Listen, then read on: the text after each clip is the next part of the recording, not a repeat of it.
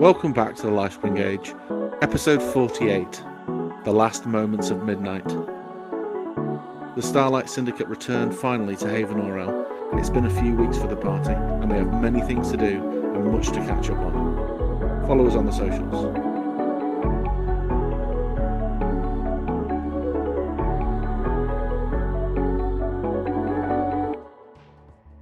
Sure. So, at the end of last session, which was 2 of your Earth weeks ago, we our Earth weeks. our Earth weeks, not the D&D weeks. Earth weeks now. Earth weeks, yeah.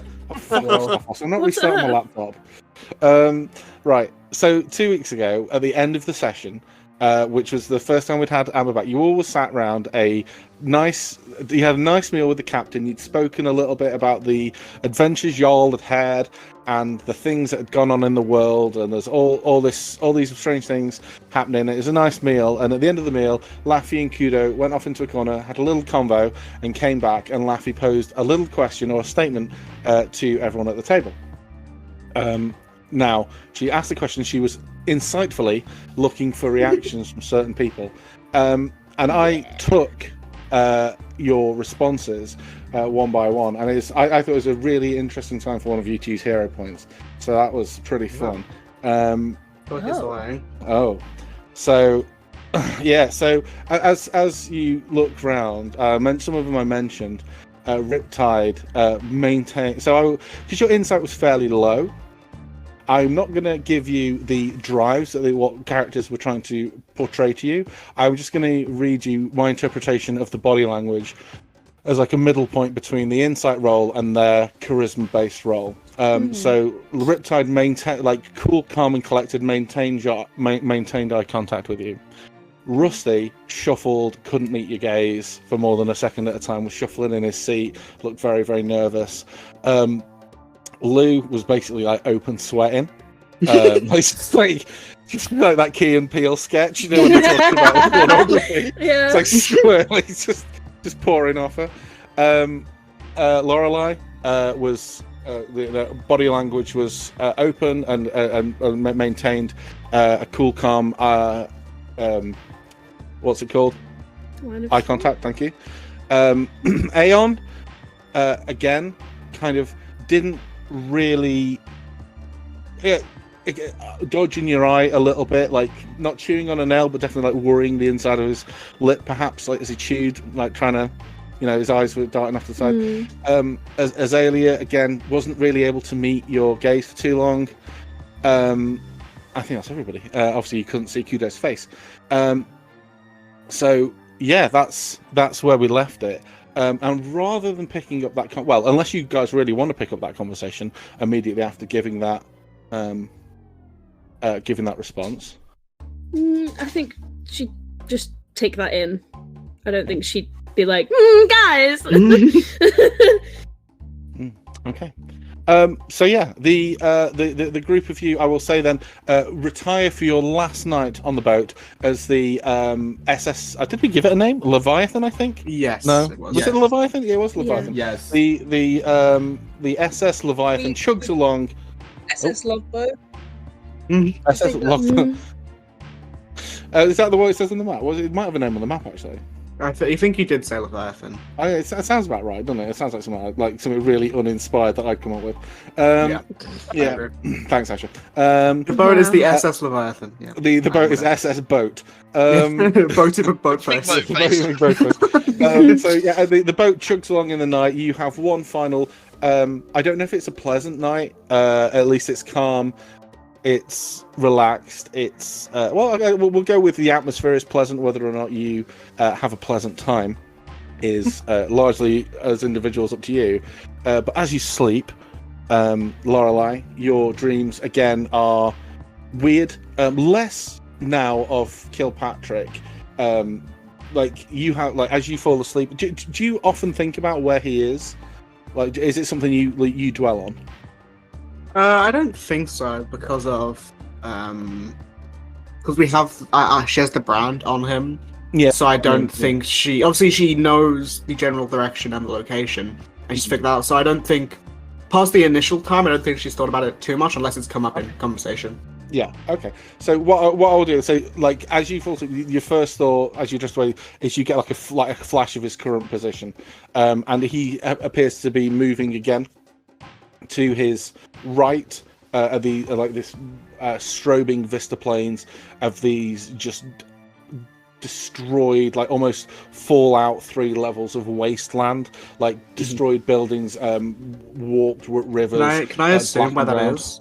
You would know where that is. It's the Deadlands to the far west. They start from kind of like his kind of upper right, like 1 o'clock on the clock as he's walking down the road, and it's slowly like it's clearly he's walking south as that kind of comes into view and kind of heads to his right hand side.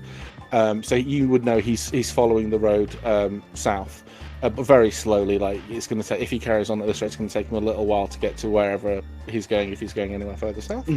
But your dreams again are super weird. You have this really, for you, unbelievably pleasant dream of you riding your sister's horse, whose name I've consigned to the wasteland of my mind. Ellie, thank you. Up and down the fields, like running as fast as you can. This cloak flapping behind you. The warm summer air of the wheat sheaf, like the whole area, like fills your nose. It's beautiful. Like the sun is dipping down, and there's this. You're away from the farm, but you're so close enough. You've got this feeling of real achievement and almost ownership of the land. You are galloping up and down. As you turn around, and there are like a little group of kobolds who are following you and seem to be like hanging off your every word.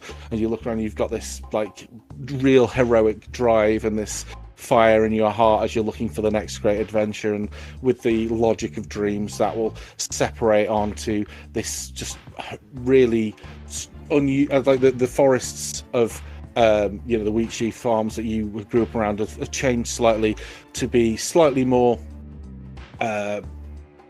overgrown and a little bit more wild, but in the trees there are these eyes that are like glowing out from them. But it's not a scary sight. All the eyes seem to be the same kind of shade and colour, and that they're warm and they're inviting, but they're mischievous and they're hiding in there.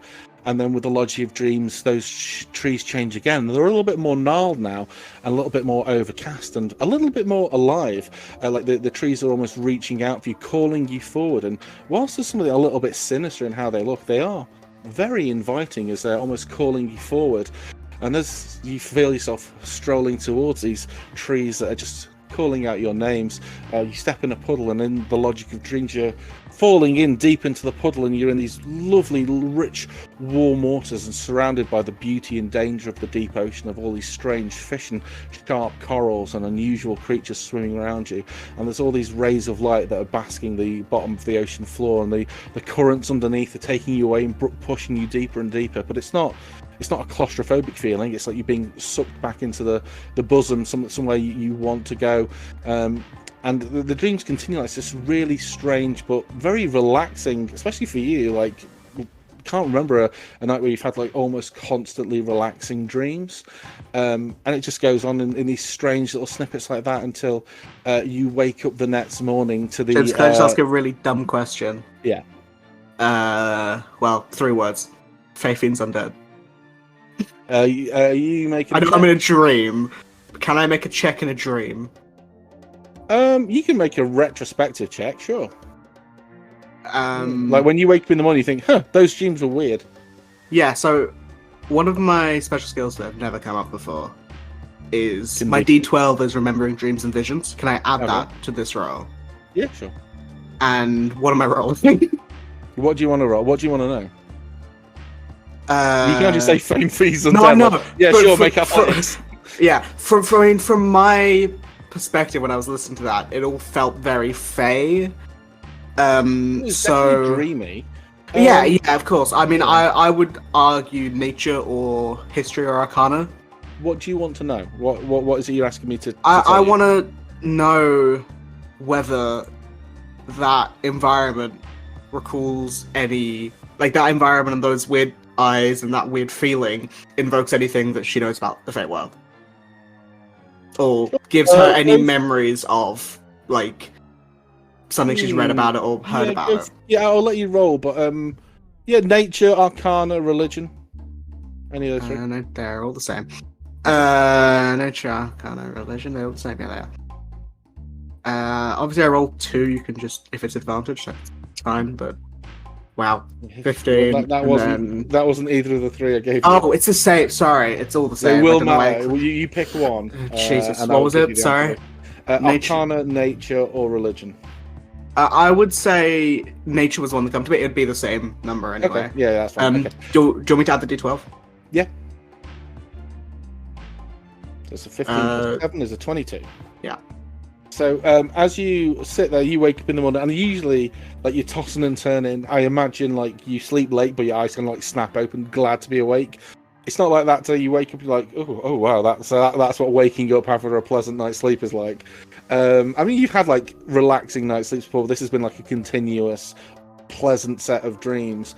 Because even though some of the places you were in felt weird and sinister to you, the feeling that they gave you was not weird and sinister. It was like a welcoming home. You think back over it, and you think specifically about the weird eyes in the woods. The trees there weren't. They looked like natural trees. They looked like trees you would see to the west of Havenorel in Algadane. So there's a patch of land. I'll move you to the map so I can show you. Where is it? We're here. So dragging you over to the world map, there's a patch of trees kind of over here called the Western Falls Forest. And they were the kind of the trees there are slightly different. They're old oaks and willows and just like very, very classical British forestry trees. So not a lot of pines, like really old birches, oaks, things like that. And whilst they were like thick and over kind of the forest was dark, the eyes you see there with that 22 reminded you a little bit of Kudo's eyes. Okay. But the next part of the dream, where the trees became slightly more grasping and obviously alive, that bit definitely gave you Feywild vibes. Okay. Or like what you assumed. I don't think you would have been there. No, yeah. I'm definitely... just from like probably stuff she would have read. Obviously, she has that natural thing to know about Fae Fiends Undead, so I assume she would have read about it a decent amount. Yeah. Okay. Cool. But that was the only part of it that struck you as really Feywildy. Because the rest of it was like weirdly water play. I was looking for like. Well, there was a bit on the farm, and then there was a bit in the ocean. You know, they just, it seemed that from what you know. I mean, obviously you've not spent a great deal of time underwater, but it just seemed like a nice kind of Mediterranean scuba expedition kind of vibe. Hold on. I could use one of them right now. But you wake up in the morning to the rat-a-tat-tat on the door of a little fist on the door and a phrase I don't know if many of you have heard, but Kabinki? Kabinki? Don't be Kabinki? I'm so confused. Kabinki? Sir? Madam? Kabinki? Hello? I'm just going to let myself in. You don't seem to be answering your door. Oh, Yes, no. trying the door. I'm so confused. What's happening? I feel like. Are Oh, you my just letting this lord. person open the door? Haven't you just heard this before? I know exactly where it's from. I was gonna say Laffy canonically has like been waking up after her 4-hour trance and like sitting there with a dagger because Lou scared the shit out of her. No, This is Jesus. someone knocking Oh on the my door. God. This is Yeah, not I someone know, barging but the this door is new and she didn't expect this and nobody told her this was happening, so she's probably That gonna was very me, mate. slowly. That's my assumption. Yeah, but there's people that are like not great that are probably looking for us thanks to Lou. So she's gonna like walk over to the door, like hold the dagger behind the door and like pull the door open slightly. You see a halfling in front of you with like a pass key, like one of the ship. I would say skeleton key, but that kind of gives a weird vibe. Like the master key would be a better one, Yeah. or like a key ring. It looks like goes, "Oh, madam, I am here for your cabin key. I knew you were saying that. Okay. It is time to disembark." There we go. Oh, Well, nearly time to disembark. If I can collect your cabin key, I can take you to the ship, the storeroom, and then we can carry you the room. Key. It's on the sides there next to you. It is nearly time to get off the boat. I know this is the deluxe suite. So maybe you'll get a bit longer. Occasionally, if you don't check out by 10:30, you have to pay more. You have to pay for the whole day. Okay, she's gonna shut the door, go and get the key, and then come back and give the key. Okay, thank you. And then it goes to the next door. You hear from a little bit further away. Jesus, I knew you were saying it, but I didn't want to was so out of it assume. because you were describing the dreams, and then suddenly it was like, and then I was like, I could not make out what you were saying. I was like, Kabinky, what's a No, Kabinky? I thought you were saying cabin key, but I didn't want to assume and feel stupid if I was wrong. Kabinky? You sound like a parrot. Kabinky? I thought it was just a Family Guy reference. No. If you've ever been on a short trip ferry at about 6 in the morning, that's where they come round and knock on and ask you for your cabin key. Cabin key? I assume we Not saying those words. I assume we long rest, by the way. I'm just... Yeah. Don't press the button. Yeah, go for it. Do I have slots? I don't think you used... Oh, no, you would have used some stuff yesterday, but... so We you... used a lot of spells when we were fighting. Yeah. we will speed through this next bit, unless anyone has anything specific they would like to do as they disembark. You can all be fed and watered and coffeeed and whatever as you come into port in central Havenorel. Similar to the docks, so the docks you came into, obviously ferry on this won't matter. When you came down from the Lupin Vale, you you arrived in the western docks of the city. You're on the eastern docks now, but they're a little bit closer to the centre, a little bit closer to the various places you stayed last time. Definitely closer to Wolf's old house, the Midnight Hunt, and then just a few minutes further on would be the Silverhook / Starlight Syndicate's gaff. As you pull into Havenorel, you open your eyes, and obviously you've been out in the countryside for a little while, and it must be quite unusual when you kind of open the curtains or step outside from these fresh farm field smells and this lush vegetation to essentially the middle of the city. And as nice as Havenorel is, and the picture I've painted of it hopefully is of a nice place that people may want to live, it is the middle of a city, and with that comes certain sights and sounds and smells. And you've gone from this fresh, lovely vista of endless fields with rolling flowers and bees and stuff to the hustle and bustle of the big city and a dock in the middle of it, which is, perhaps not the pleasantest place on the planet, but not absolutely. It's not an open toilet, but there's a between it that it may be straddling. But you have disembarked. Runo is scurrying off, or wants to scurry off to his to the Lifespring Alliance. Not the he's going to be staying in the actual Lifespring Alliance in the actual building there. He wants to be toddling off, but he's waiting to see if you guys are going to be escorting him or if he needs to make his own way. He will. How far are we from it? Half an hour's walk tops. Not far. I think Laffy would want to take him. I mean, may as well. Yes. Now he had a very high-pitched voice. I think he was kind of like this, wasn't he? Maybe like this. Maybe this. My stereotypical old man voice. So he disembarks with you, and he looks around and takes a big breath in of the air.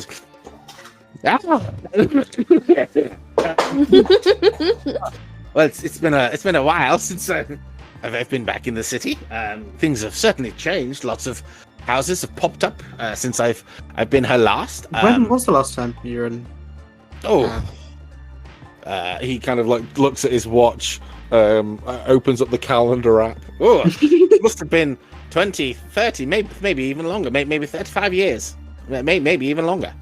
The last time I was here, it was the 50th anniversary. So 40 years. It will be 40 years since I've been in the city. I was a younger man then, full of piss and vinegar. Yes, but no. I was gonna say gusto, but custard. Piss and vinegar. Gusto. Oh, gusto. Oh, that as well. Yes, that as well. Thank you. Gusto. Piss and vinegar. Sorry. I guess piss and vinegar. Wait, works what as is well. what is the anniversary for? It's the 90th year anniversary. 90th. Okay. Yeah. So yes. It's certainly changed. So if there's been been a lot going on. It'd be nice to spend a little bit of time with you all as we. So I hope you all enjoyed your boat. Didn't see a lot of me. I was getting myself rather pampered, and he shows off his, his freshly waxed ears and his painted fingernails, and his ironed face. And, he's got like clothes pegs attached to the back of his head. Full of his skin back. Yeah, he's just permanently smiling. Facelift, and talks like Wallace and Gromit. Yeah, cracking cheese. The thing is, when you say that, you've got to do the hand gesture. Yeah, so true. And so he's ready. Kathy is there. She stands up and brushes herself down. Does she seem any more calm after she's been on the luxury cruise, or is she still as? Well, see, calm is not. She's still very uptight. So that seems to be her base level. Seems to be like 5 times more pissed off than everyone else. That seems to be her like operating standard. But like the weird thing is, what would happen if you cast calm emotions on her? Jesus. She gets off the boat, right, and she's wearing, I don't want to say booty shorts, but like the next. Oh my god! She's wearing like short shorts, a big hat and glasses. You know what? I don't know if anyone's seen like the last David Tennant original Doctor Who, where he comes out and he's wearing the big fucking stupid hat and the glasses. Like he gets off the boat with like a luau thing and like a really brightly coloured shirt, these booty shorts and sandals. She still looks like thunder, and it's like almost like licked a nettle or whatever.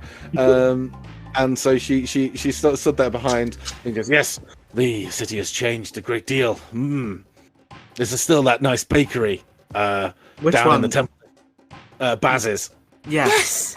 I was friends. Really. Oh. I never liked the man.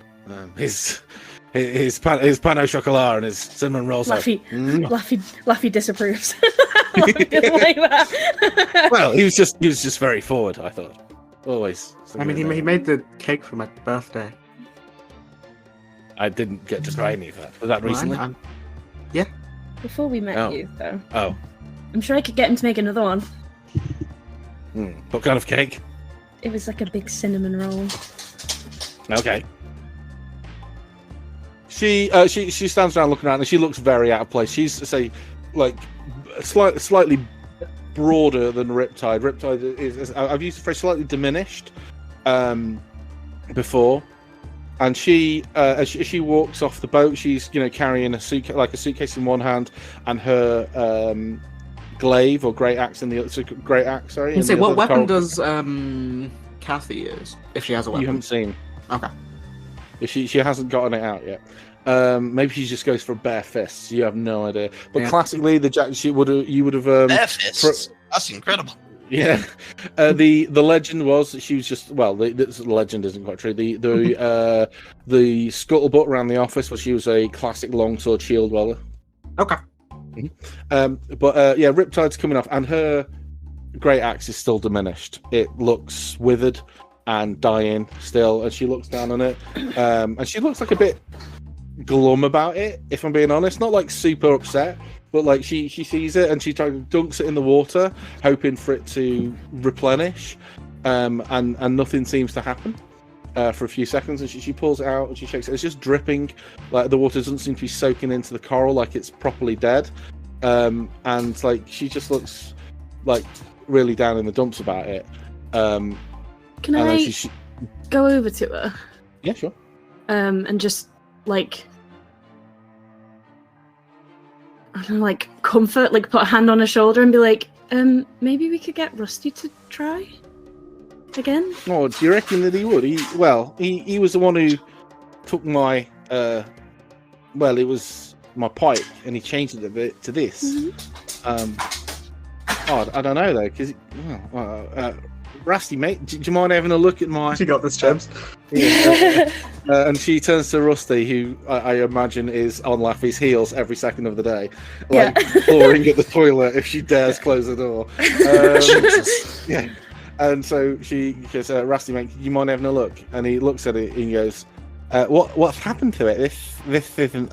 Well, this is one of its forms, but this isn't how I thought that you'd want it to be. Nah, mate. We were in the elemental plane of fire, and it got all dried out. But when it went to the elemental plane of water, it kind of like got water got kind of fucking juicy again. I got the H2O no on it. Well, Yeah, man. well, The Riptide, I can try to add some more. I can try to fix it. It might take a minute though, if that's okay. I said, yeah, mate, whatever. And so he kind of like toddles off to the corner. Carrying this massive clog. Yeah, well, like to him, it's not very heavy. He's super strong. And he's quite short. I don't want to say how short it is. I'm picturing he's just holding it above his head, just like waddling. Well, I've drawn him as very little. I want to say how short he is, but because I've described him as really short, I know it'll offend at least 2 people in this call, so I can't say how short he is. Wow. Wait, is he taller than Laffy? James, how tall is Russell? I'm not saying. He's approaching Laffy's height. Okay. He's like 4'8". I'm not that short. Oh no! No. He's gonna be taller than Laffy. Yeah. But he's already taller than me. That's not. And he's growing at about the rate of about 2 inches a level. 2 inches a level. We just never let him level up. Wait, does that mean by level 20? Level's gonna be huge. I mean, like, yeah. Anyway, so he waddles off and like sits down with this great axe. He isn't like trying to draw attention. He's not gone for anywhere private or to cause attention. He's literally just gone for the first place that he can find a seat bench that's near the water. Yeah, like a bench. Like there's a guy kind of like a few feet away fishing who's like giving this weird dragonborn like a cocked eyebrow because he's carrying this absolutely vicious looking instrument of murder, and this thing looks like a child. And so Rusty is sat there a little bit away from everyone. And what's everyone's passive perception and insight? Oh, I think mine is 11 and 14. 13 and 10. 16 and 13. Okay. Is that everyone? No, I'm sorry. I'm just getting mine up because this thing is being so slow. I know Lou's is like ridiculously high, isn't it? Oh, my perception's so low. It's 14. Okay.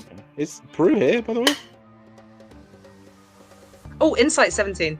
Okay. Is Lou, are you here? Prue? Oh god. Is he sleepy again? Yeah. Wait, I heard his mic go. Hello? There we go. Hello. What's your passive insight and perception, I was talking please? the entire time. I just thought you were ignoring me. No. 18 for perception and 15 for the insight. Okay. So you definitely hear this. I think Azalea be able to like figure out that from his body language. So anyone above a 15 would see from Rusty's body language that he's truly pouring his heart and soul into what he's currently doing. And why am I singing? Well, they're not a million miles away. Those with a perception over 15 would definitely hear him humming a tune, like under his breath, like a little tune, and it's kind of like melodyless, kind of nursery rhymey, as he's running his hands along it, and he's like turning it over. The tune. It's not. Tune is a very strong word. It's a very weak word, actually. But... Well, no, for what he's doing, it doesn't seem to have like a recognizable melody. It just seems to be like. Have you ever heard the phrase like baby blues? Yeah. Like when a kid gets up to an instrument and starts just hammering the keys. That's kind of the vibe, except it's like under his breath. It's like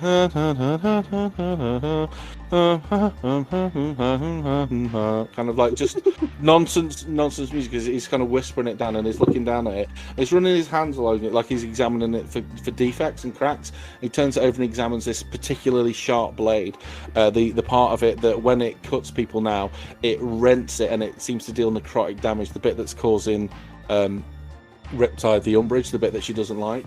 And he focuses on that a bit, and he brings it up close to his head, and he turns it around, and looks like down, like he's examining the sharpness of it, and he gets a water bottle out of his pack, and he pours it along the blade as he breathes. I'm going to use the phrase "his dragon's breath," but he's not blasting it out. He's just like gently, like blowing smoke rings kind of thing with it. and he breathes this radiant light over the blade of the sword as he pours this water on it, and it seems to activate the corals, which spring out and start to reform into their fuller, more luscious forms. And after a moment, as he finishes pouring the entire bottle over, the axe is back to normal, and he kind of spins it around, gives it one last inspection, looks really fucking pleased with himself, waddles back over to Riptide and hands it over. Goes, there you go. But problem is, you need to get it damp every 3 days, or it'll flip to the nasty form. And you can reverse it back. You just need to soak it in water overnight, and then it'll be like grow your own axe again, and it will be back to normal. But if it goes for more than 5 days, it'll be stuck forever, and even I won't be able to fix it. The only 8 people will be able to fix it. It'll be like, well, I don't know their names, but like the person who made it, I guess. And he kind of like stares off, like, so he's trying to remember something. Right, it doesn't matter, but yeah, but it's fixed. And he hands it back over to him. He's looking very concerned, but like curious.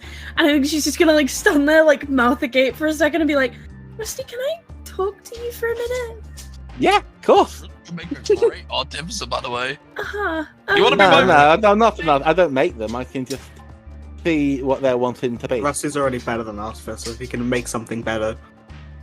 If that makes sense, if like I can see what it should be, and then like make it into what it should be. He kind of looks. It looks like he can't find the words to articulate his point, and he's kind of like rotating his hands a little bit, and then he just shrugs and abandons it. I think I kind of get what you're going with. Yeah, that's it. Can you make a Arcana or History check, please, Aeon? And Lou, in fact. Ooh. Arcana? In fact, Or history. everyone can, but Aeon and Lou will get advantage. Oh. Not Hey, much James. better. James, Faith's not dead? Nope. Fuck. It's my only thing. Some big numbers there. I got From an some of you. 18. 18. Okay. So from that, I will tell you this, right? You are watching this weird little dragonborn cobalt creature literally breathing life into this blade. And you're reminded, as he talks about like being able to make weapons into what they should be, but he isn't the one who makes them. You're reminded of this really unusual, like not legend isn't the right word, it's like folklore tale of like the before Havenorel, Algadane and Yadradan kind of balanced each other out. Like some people had they were completely dependent on each other, but they hated each other at the same time. They just didn't want to. If they could get away with never speaking to them, they would. But they were so dependent on Algadane for like magical items and building materials, and Yadradan for like simple stuff like food. You're reminded of this story in Yadradan, which is a giant country, of this particularly talented forge cleric who would make these fantastic weapons out of the ore and the magical items that would wash out from the rivers as they came down from the giants' mountains. And he would make these absolutely fantastic weapons that would literally, like, if they got into the right hands, they would morph and change into, like, they would start out powerful, don't get me wrong, they'd start like, you know, like magical weapons anyway, but they would become like artifacts in the right hands. Like, they would be designed for somebody, but it would, finding who they belonged to was the hard part, because they were made, and this forger, this Firbolg forger, had no idea who they belonged to, and would send them off into the wilds, and some of them would make their way down into Algadane, into Dragon Country, where the dragon would bequeath them to its champions if they made their way down there. And certain creatures there, certain very powerful creatures, were able to awaken these weapons into their base, I'm going to say artifact forms, but they're much better forms. It wouldn't be every weapon, but there were these like chosen people, these chosen creatures who could give these guys the old Power Ranger upgrade. This forged cleric sounds like the patron saint of artificers. Makes incredibly powerful. Well, no, it wasn't an artificer, it was a cleric, so it was better. Yeah, he's a forge cleric. He's so he was a. The legend with the name, the name was never important. The name was like the least important thing about him. The legend was that he decided one day that he was blessed by the god, like he was blessed by the god of like creation, because he'd been told that the most amount of tools that you could make in one day was 5, and one day he made 6, and that confidence boost, he decided that he was going to devote his life to like the creation of these magical implements. And just the pure belief he did it. It's like Saitama's 100 push-ups and running for 30 minutes. He just became the creator. Firbolg's lived for a long time, and there's maybe a chance that these magical weapons are still out there somewhere. And you can see that from what you've seen, this Coral Crusher of Riptides ticks all the boxes for these legendary weapons that grow and change with their users. Oh, cool. I don't think you were there when she told you how she got it, but others people were. I was. I could ask. She was So this was something she had told the party. So what happened was I'd been kind of cast out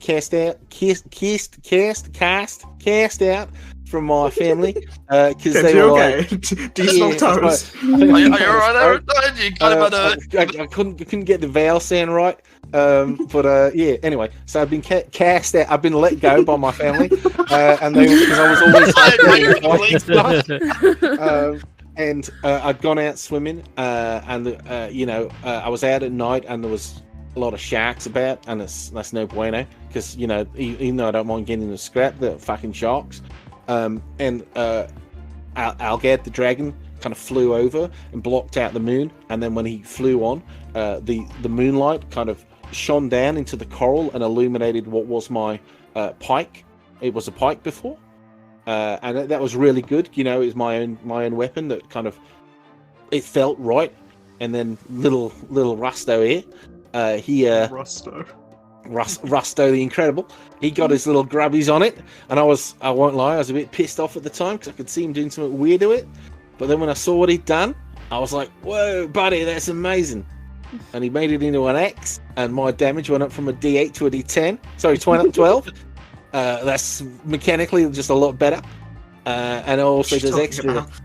It's great. A great axe is just bitching, isn't it? Anyway, so that's the story of how how Riptide got her groove axe. So in a way, Rusty bequeathed the axe to you? Did you just say bequeathed? I did. Are you secretly a noble with that fancy language of yours, or? No, it was the queef part that got me. Bequeathed, I think you mean, buddy. No, I mean like Alged bequeathed it, and then. No, now I can't. I can't unhear it. And then Rusty queefed it. No, Rusty kind of like I don't know what he did.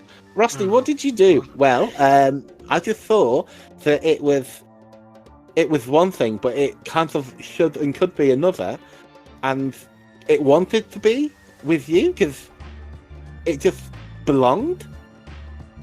And then he just like kind of again just trails off, and he just shrugs and goes, "I don't know. Some things just belong with people. I don't know. Hey, I don't make the rules. I just play by them." Puts his sunglasses on. Looks cool. Walks off, doesn't look at explosions. No, Rusty! Laffy's gonna walk over and sit on the bench. Rusty comes to join you. Yeah.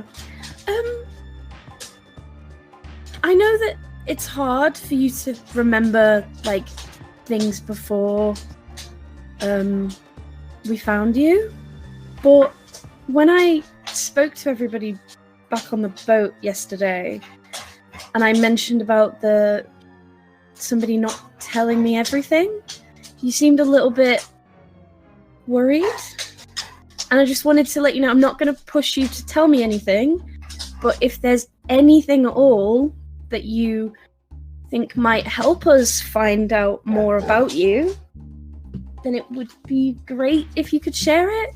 But again, I'm not going to make you. I just.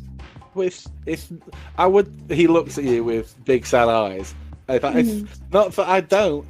I can't. There's nothing to remember. That's I okay. was just worried that maybe because I don't know. Just a bit worried about it. But if I remember anything, I can tell.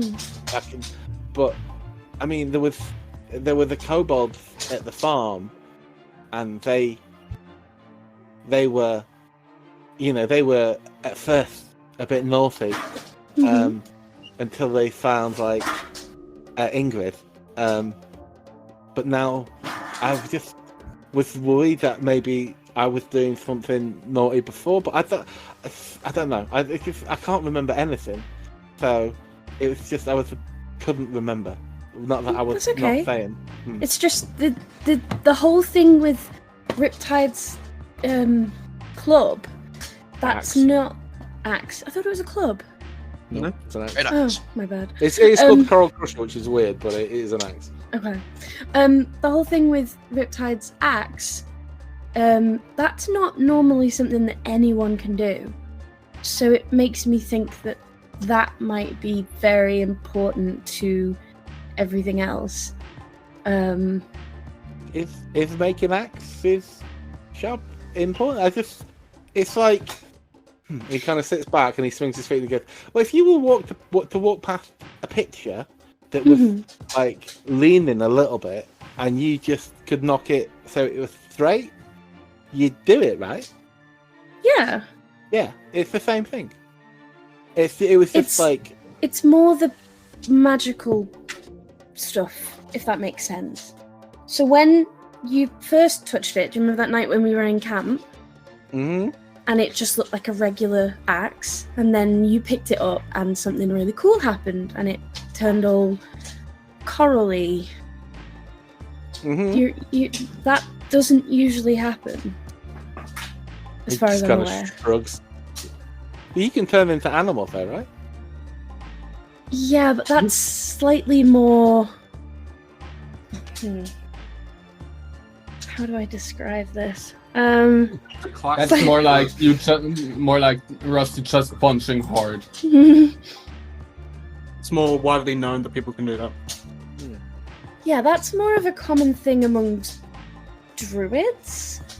Because that's something that a lot of druids can do. Do you remember Sissy? Do you remember when we met Sissy? Yeah, I remember everything. Since I woke up, I remember everything really well. So Sissy can do that too, because that's what druids do. Aeon can make weapons and stuff, right? He can change weapons. Maybe it's like Aeon, yeah, Aeon has special magic It's a very things. particular set of skills. Yeah, like his gun that he just randomly shoots you with, and it either hurts you or heals you. That kind of thing. But again, that kind of fits into his what's a good word for it? Class? MO? You could say? That's depending on his job. But right now, the only thing that we know about you, Rusty, is that you were really good at fighting. And the magical side of it isn't usual for that. So it's something that's really special about you, and that's what I'm trying to figure out, if that makes sense. Good. He kind of looks to you and the rest of the group, because the bench is kind of nerve if people want to elsewhere. But he kind of looks and goes, well, I can not do it again if you want. No, it's not that. It's the opposite of that. It's not necessarily just go around touching everybody's weapons, because people could get annoyed. But you're a fucking weapon. Consent is key. Consent is key. Yeah. Not everyone wants to drink tea. If you think that you can do that again, if you see a special thing like that you think, I can do that, you could ask and see what they say, and then we can try and watch how it happens and get a little bit more of I didn't clue. know I could do it to Riptide's axe until I held it. But right. I mean, I can.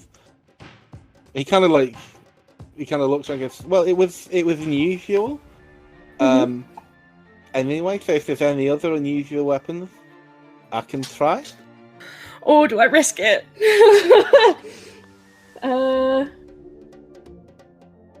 Like my staff? Well, he kind of looks at your stuff and goes, well, your stuff is like yours already. And your stuff is like, he kind of looks at it and he goes, it's like, it's different, but it's the same as you. Mm-hmm. So I don't know if I could do anything with your staff. Okay. So it's a certain kind of weapon. Okay, well, it's really cool, and you haven't done anything wrong. I just wanted to know if you knew how you did it. And We're not mad, buddy. We're not mad. yeah. I think it's really cool. But if it happens again, before you touch it, just give one of us a nudge and be like, there's a special weapon, and then, we can help. Sure. Okay, yeah, sure. Okay. Okay, yeah. He kind of like hops onto his little feet and goes around and goes, well, if anyone else wants me to examine the equipment, I will happy to have a look. But well, I've already touched your sword. Jesus. No, I have. You don't remember the night of? I think it was a Floralife's party. I don't want to know the night that you touched their swords. No, maybe it wasn't the night of Floralife's party, but was the night that we went out into the full moon. All of us, and you said you could feel the heartbeats, and I could definitely feel the heartbeats. That was the birthday, yeah. Oh yeah.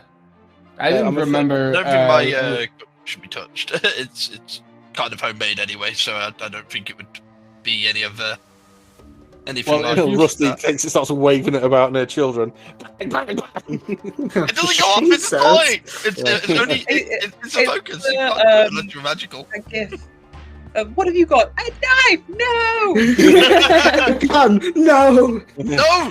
He kind of looks at you. I don't think. I mean, it's going to sound strange, but like Riptide's pike, if it was a pike at the time, kind of, I don't know if they smelt different, but like there was something about it that but I didn't want to just grab it. You don't just grab other people's stuff. This is a weird question, but how did it like? Sorry. No, sorry. You can go ahead if you want. The only thing I'm thinking is there's a link between. Well, Rusty is a Dragonborn now. When we first met him, we thought he was a kobold, but now he's a Dragonborn. Sorry, he's being an arsehole, and I can't do anything about it. Rusty starts scrabbling in the bins. Rusty! No! No, so Riptide went swimming and saw Algard, right? Algard, yeah. So the dragon. The huge dragon. And those cultists wanted Rusty because they wanted to kill all of the kobolds. Or kill all the rust kobolds. To get specifically. To like something for Algard. I don't think we ever found out the reason. I could be wrong about that though. I remember it being like this is why I should take notes, but like briefly something to do with like not a sacrifice or like a oh my god, what's the word I'm looking for? Offering? Tribute? It was something to do. I will look through all my notes to see if I can find it. It was something right when we found Rusty, like right way back, that one of the cultists was talking about it. But like, is Rusty linked to Algard? Because that's the only thing that I can think. Like, does he have like an essence of Algard, and that's why he's able to? How would we? You know what? We need to go see Cal, because Cal would probably know a lot about this. You would know canonically that Cal is from Yadradan. He's not from Dragon Country. Jericho is, but Cal is not. Okay, maybe we speak to Jericho. One of them. Jericho's- They're all very smart. They might. Jericho's they a Wow. bimbo.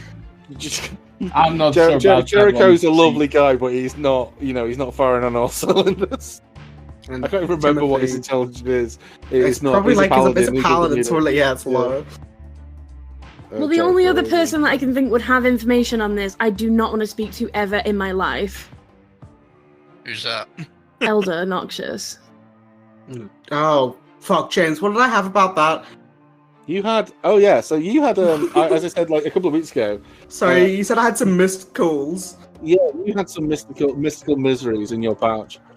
When you set off, before you set off, there was a note Jesus. that I remember this the is note. going back months, right? I can't remember. The I exact remember the number. note at my apartment that was Yeah. like, There was a note "This that you will help was, contact" or whatever.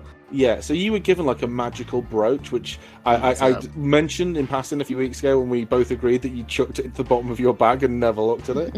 Because was we a both way of- forgot. Yeah, Um, no, I hadn't forgotten about it. I mentioned it to you twice, and then you never took me up on it. Well, So I I'm just sorry, assumed you didn't James. wanna deal with I it. was other things.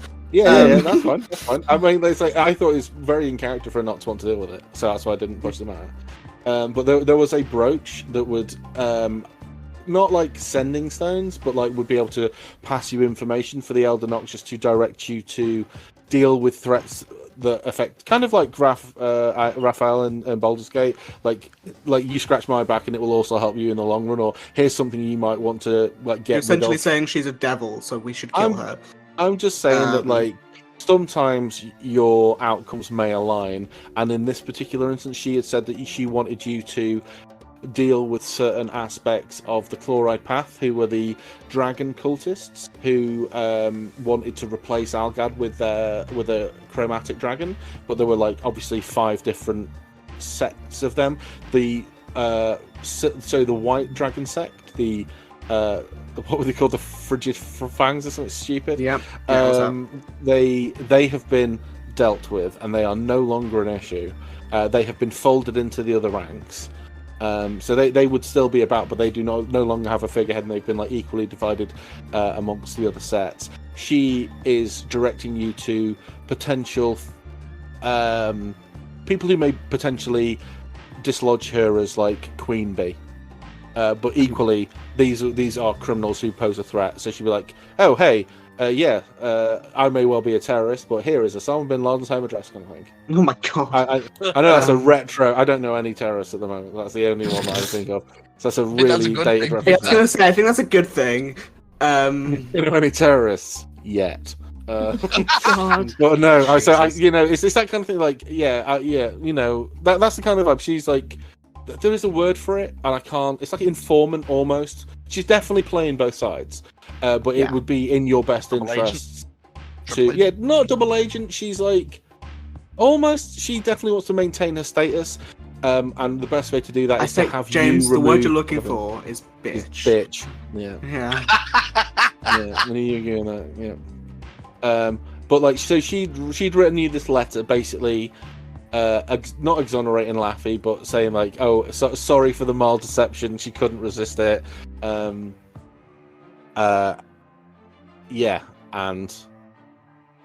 took it from there and gave you this brooch, which, as I said, I think you chucked at the bottom of your suitcase, and never thought of again because you were too Suitcase busy bag of having holding. fun on the Yeah. farm.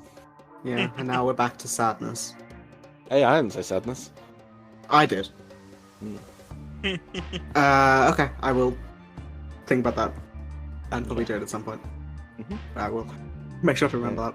Yeah. So, Runo is stood there like idle I animation. assumed we would have Oh, walking. yeah, but- Runo. Yeah. Well, I assumed we started no, walking after the rusty. and No, after the laughing rusty and thing. stuff. After Yeah, the rusty okay. thing, I assumed we started walking. Is anyone else doing anything before we start? There is actually something I go want to ahead, do. Amy. Sorry. Is there any small office buildings for sale? Oh yeah. Not on the docks, but I mean, if you want to look, No, I will say there in is. the city. Oh, I'd Well, love I will a also say dockside this. one. You all like. You don't know this. Well, Anthony may have come from conversation. You guys have like a like private eye style office / living quarters. Like, you know, Oh. you live in, like, you have an office which you can live in as well. It's one of those, like, TARDIS styles ones where if we need more space, I just hand wave it away and say, yes, you okay, have then it. I don't need to spend money. He can be the receptionist there instead. Mhm. Yeah, we get I was you, trying you to know. find a place to put Fred as quote unquote Oh, manager, Fred! but really, yeah, Oh, I was forget gonna about make Fred. him quote unquote manager of a small office like bounty hunting business, but we've already got a private eye style building. It's a shoe office. modelling agency. Yeah. Basically, I'm gonna just make him a glorified receptionist. He's not coming with us anymore. Oh, okay. I mean, if you like, I'll say this: if you want, you can have him as like a my liege, and he turns into the card.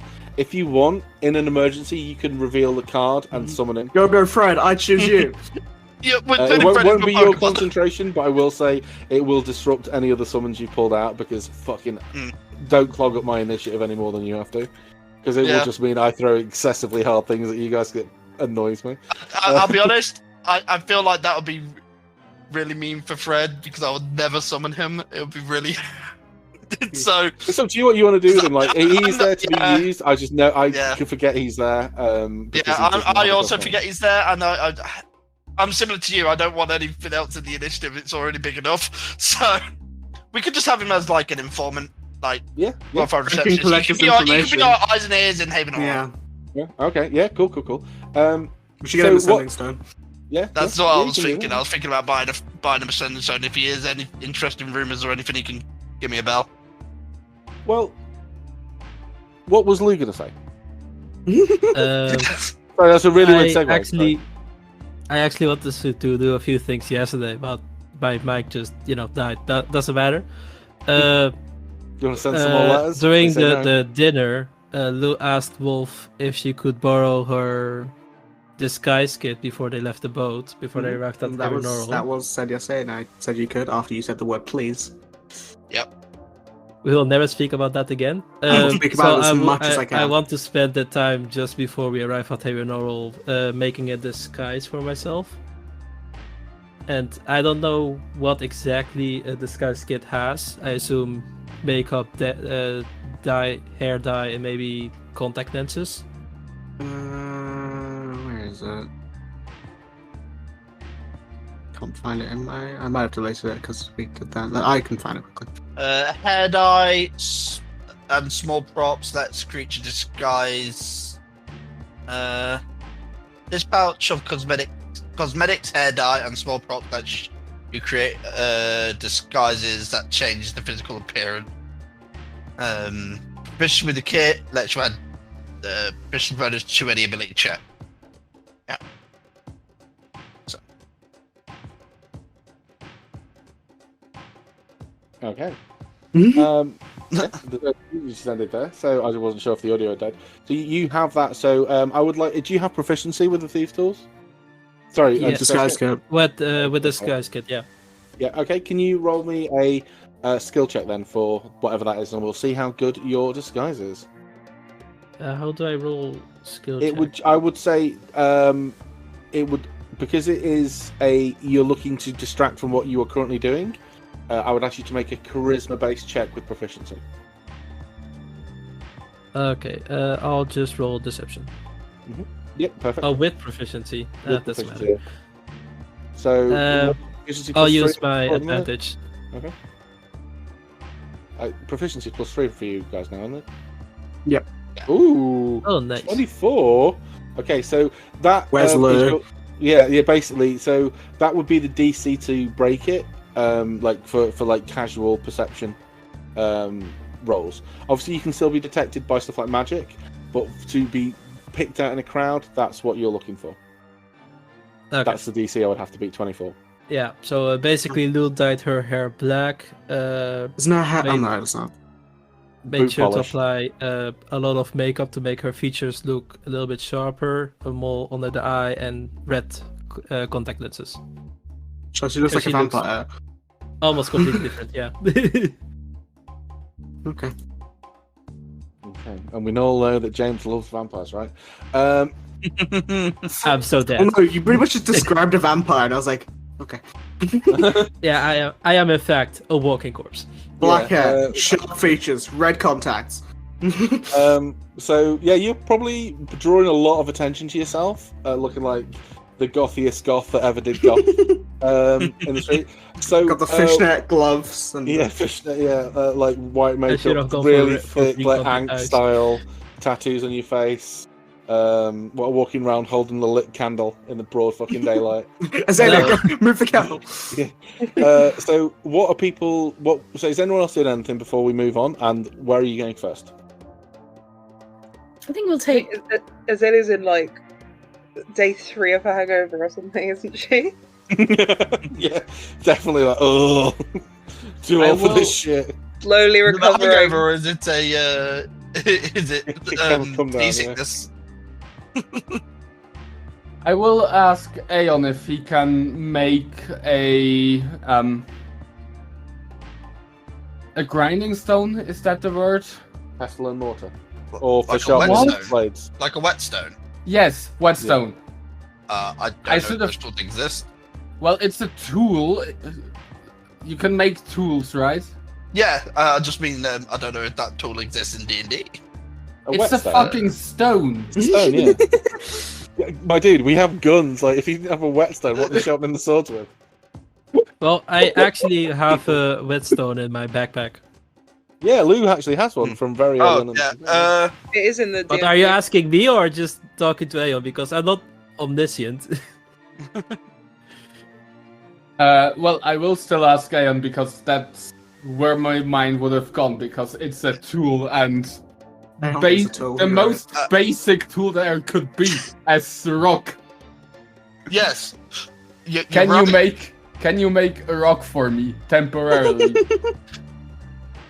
So, rules is written. No, I can't because it's only artisan tools and a whetstone is an adventuring gear, so it doesn't count. Oh, for fuck's sake! Everyone loves artificers, guys. But I mean, if James allows it, I could. James Uh, can. Right. I am just You picked could up a pick rock. up you could do it against the size of a wall if you wanted. You know what I mean? It's all you need is a Well, stone but that also- is a sword. Yeah, but I'm not gonna do that because. Also, your sword is magic, right? It doesn't need sharpening. Yeah, but still, it's traditional to do sword upkeep. I will just And it's right. I once will every 3 to months. bring it close to this conversation. If it's traditional, you have it. Like you go, oh shit, I've Yay! got one. Yeah, a wet. Can you? it's a Oh, there it is. whetstone. Yeah, Yeah, Yeah. I will just. it just costs you 55 gold. What No, I'm the kidding. fuck? No, you can just have it. I don't Double care. feet is Yeah, usually. flavor. It's not going to do anything. I Yeah, can I'm only make gonna- artisan tools. I'm gonna be treating my sword. Okay. What, in the middle of the I street? also, We have some time. I can go to somewhere that isn't just in the open road. Okay. Okay. Guys, let me just go to this corner to sharpen my stone. Yeah, sharpen my blade in the docks. And just hope that no one calls the police. Put this Holland just in case someone thinks it's weird. Okay, so what are you guys doing first? Where are you going? Because there's a few We things I should know you drop guys Bruno want off. to do. You're going to drop Bruno off. Okay. I think that Do you know- rather than dragging him around while we Yeah. do stuff. He's I really very want happy go to be at the top of you guys' list of things to do. Like We're not. he- It's just easier if there's less people. yeah, Aw. less Joking. NPCs. I approve of less NPCs, especially one that has a very trying voice. Wait, sorry. I need to ask 3 people something very specific. Oh, 4 people. Kathy, Runo, Rusty, Riptide. Can you all have a thing? yes, No, I'm joking. yes, yeah. I'm gonna try and think of something, but I couldn't come up with anything. Oh, you cheeky bastard, Wolf! That wasn't very nice. I don't think you should ask that again. What? Honey. Mhm. So you're walking along, and Runo is like checking out all the things that have changed in the last 30, 40, 50 years. It's been since he's been here last time. And he, as you approach the Lifespring Age, it's very close to the Midnight Hunt. The Midnight Hunt is like a side part of it. The Lifespring Age Alliance halls, kind of like the UN / Justice League's, building. It's very ornate. I want to give Pantheon vibes, but like closed walls, like lots of Greek-inspired columns. The materials clearly from all areas of the map. So there are like beautiful flowers, vines that are going up the side of the building, like beautiful hanging trees with cherry blossoms in the air.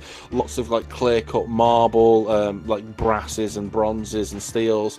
Very ornate. Just picture like the nicest Roman or Greek-inspired building you've ever been in, and you're kind of akin to that. The hallway as you approach it like is open plan, and you can just waltz in, and it occasionally has like school groups in there who learn the history of the country, of the Lich War and things like that. The little tablets like detailing important victories or losses or particularly important battles, particularly important people. Like there are small statues of like the original 13 founders of the Lifespring Alliance, of which Runo was a member. Even then, he looked about 50, 60 in human terms, and now he's kind of closer to like 80, 90. Like very, very clearly, very, very old. But he's much less careworn there, and has he's still got the gravitas he had when he was about. I'm struggling with the word there, but he is there, and he kind of like points himself out, and as he kind of approaches, he stands in front of this. These pictures of all these different the statues of all these different people, and he looks up at them with like a little bit of a sad eye, and he is looking for points himself out. He looks at all the faces of his old dead friends, looks them all up and down, and sighs a little bit, kind of like reflecting on the past, and then turns and goes, I wondered if you'd had any thought about the brief conversation I had about removing the block on the necromantic magic. So this was something I was going to mention to the Alliance, and I just wanted to get your take on it, since you are all far more attuned to it. And he kind of like looks around at the group, and far more responsible for it, since I will be dead soon. And I just wondered what your feelings were. I don't think we should do it. Any reason? I think necromancy is the worst thing that has happened to man. Well, it depends on the type of necromancy, right? No. Isn't it like one of those things that like if you make it so that it's bad, more people are going to want to do it? So surely if it wasn't as frowned upon, it would be less of a threat. And it depends, like any magic or anything, it depends on the person wielding it. It can be used to do things like bring back loved ones, not in a zombie way, in a real way. Someone that didn't get the chance to say something or was in an unfortunate accident.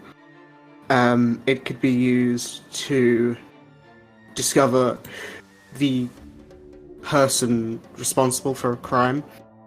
All of those I wouldn't consider to be bad things, but like any magic or anything, if it's used in the wrong hands, then of course it would be bad. But I don't think it's fair to lock off an entire portion of magic. Even though obviously the Lich War was awful, it does just feel wrong to limit in that way when it could be used for good. Would you he kind of like looks around to make sure like there's nobody else nearby, and there doesn't appear to be anyone else nearby apart from you, the group. Goes, would you like to hear a little snippet of information that isn't widely known? Little magical secret, if you will. Well, the true danger isn't that necromantic magic can bring back armies of the undead and create liches. The real danger is it is possible, perfectly possible, and indeed very credible, to become a lich through any school of magic. Abjuration, conjuration, divination, enchantment, evocation, illusion, transmutation. Of course, necromancy is the easiest route. But a powerful enough wizard who can control any of those schools of magic, or sorcerer, could well become a lich using a mastery of any of the schools. It also seems like it's a bigger decision than just us.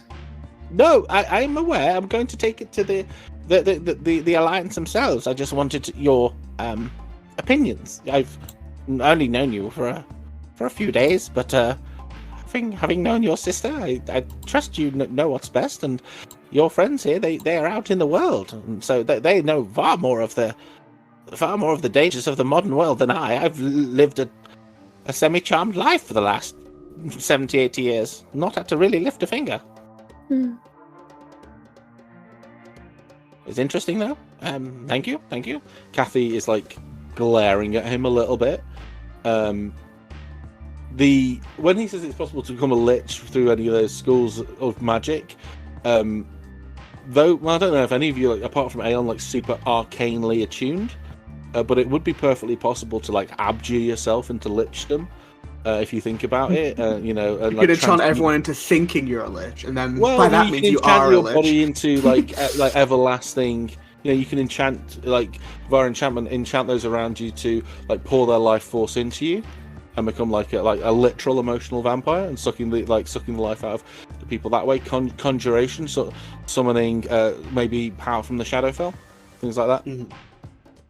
Well, so he could this is just spitballing. Isn't simulacrum like a conjuration spell? Could you not just transfer your consciousness to each simulacrum and just endlessly keep but going? I mean, the clone everlasting life, Yep. like living forever via simulacrum, is one thing. Lichdom, where you tie yourself to like the magic, you life eternal via like magic is another, because it's one body. So yeah, there's also ways you could like slow down time to have your body not age, which is like another form of it in a way. Yeah. There's all these different ways, and he doesn't go into any particular detail. Like how would a divination wizard be able to easy to see how a divination wizard be able to avoid death, like know the day they die and then set things up. Yeah, I mean so the spell they can avoid foresight it. exists. Yeah, foresight or like what's the other one? Contingency. Yep. But I mean that's one way, but like to be able to control the future or to see the future, like to tie yourself to a second ahead of time, so you always know that you're going to live for 1 second more via like manipulation of divination magic, be another way.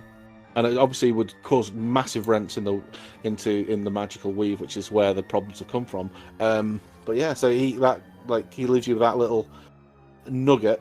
Necromancy was the primary and easiest route, and all of it would involve a wee little sprinkle of the old necro. But yeah, so he kind of like bids you all adieu. He goes around shaking hands and Kudo, very nice to meet you. Here are some mint hamburgs, and he hands you like 3 mint hamburgs. Hey, what? Mint hamburgs. It's a sweet. It's like a hard-boiled sweet that no one seems to enjoy, but they sell. I love hamburgs. Oh, well, there's no accounting for taste. I also love hamburgs as well. Oh wow, both a pair of sweets. You're welcome. There are 3. Don't eat them all at once. They'll rot your teeth. Aeon, I don't have any mint hamburgs for you. I have Werther's original for you. Ooh! That's maybe better. Like that. Yeah. Don't for eat you, all of them at once because they act like laxatives. for you, Lorelei, he pulls out like a handful of miniature heroes and gives you some miniature heroes. For Lou, I have some sherbet lemons. Oh, you bitch. You have some flying saucers. And for you, Laffy, he pulls out aliens? They're flying like the weird rice paper with sherbet. Yeah, I know, but they're flying saucers, which implies They're based on aliens. UFOs. And it gets to laugh. He goes, I only have one sweet left for you, Lafette, but it is my last Rolo. And then he looks at it like he really wants to eat, and he goes, I can't say I didn't have anything for the NPCs. It's okay. You keep it. No, party gift. It's all warm. I don't want it now. No one wants it. But yeah, he gives you all like some sweets because he has no idea what kids these days are into, with their video games and their rock music. And so him and Kathy enter the halls of the Lifespring, allowed in by a large, burly-looking man. And you are free of Runo for the time being, with more than a week and a half to spare before the actual. Well, let's say that you have between 3 and 7 days before the event, depending on how much time you want to fill between now and then. So where are we now? Currently, you're strolling outside of the Lifespring Alliance, which is right smack bang in the centre of the city.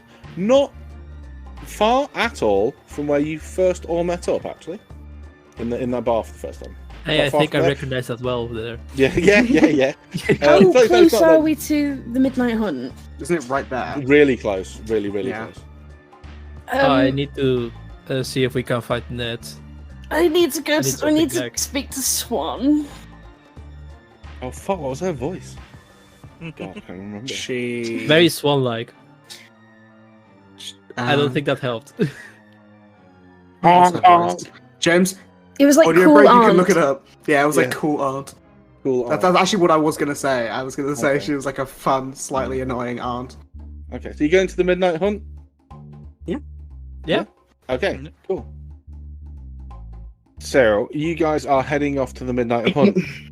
It's been a little while since you've been here, Lorelei, and things have changed a little bit since last time you were here. There was a lot of panic, a lot of concern going on. You know, the last time you were here was very soon after. Oh shit! Is Laffy going to be alright in here? Well, last time you were here, it was very soon after an attack by Nafi / the Elder Noxious. The Midnight Hunt was reeling from it. At least one member of your team had been seriously injured, like properly nearly well, it's the killed. guy no one cares about, so it's fine. Yeah, there's no one likes. So it's fine. There What's was his name? damage. It was Dave. Wasn't Nafi also down twice? No, it was good old Hisham. Good old, that was his name. Good old. Fucking.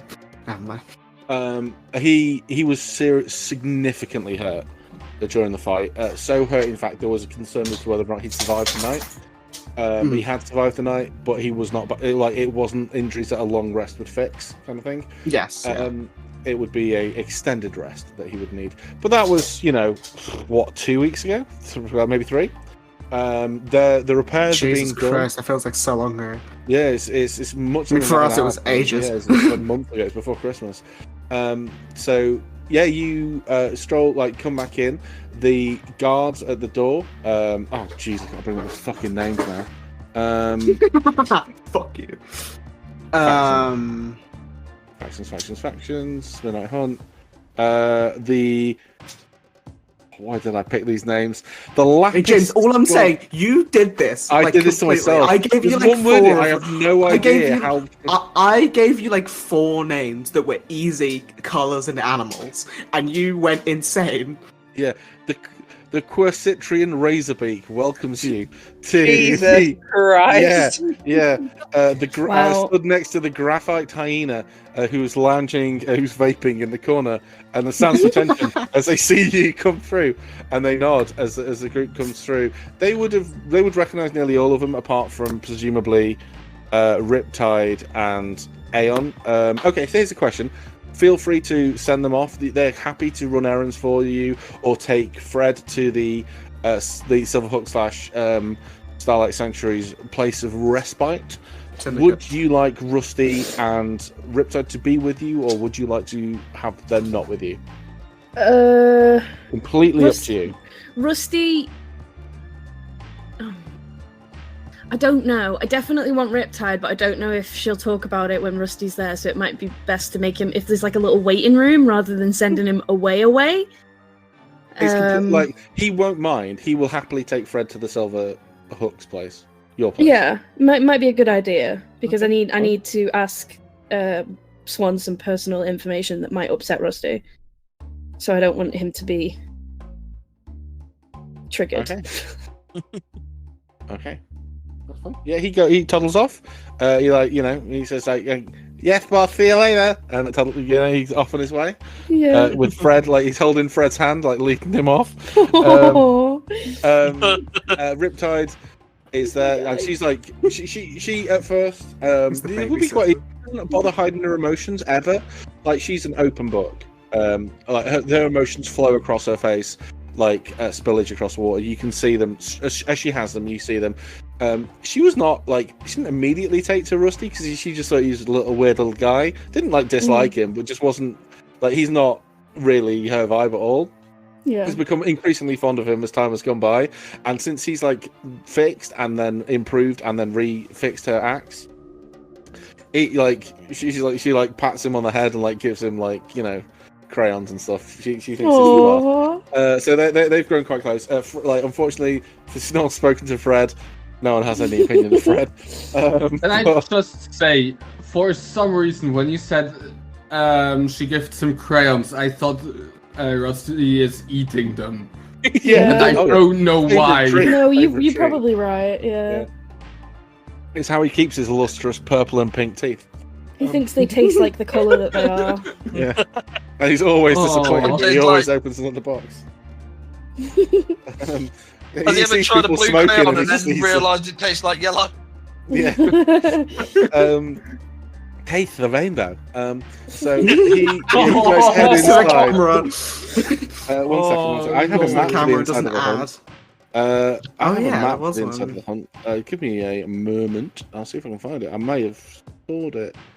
Oh no, I've still got it. It's down here. Wonderful. That's cool.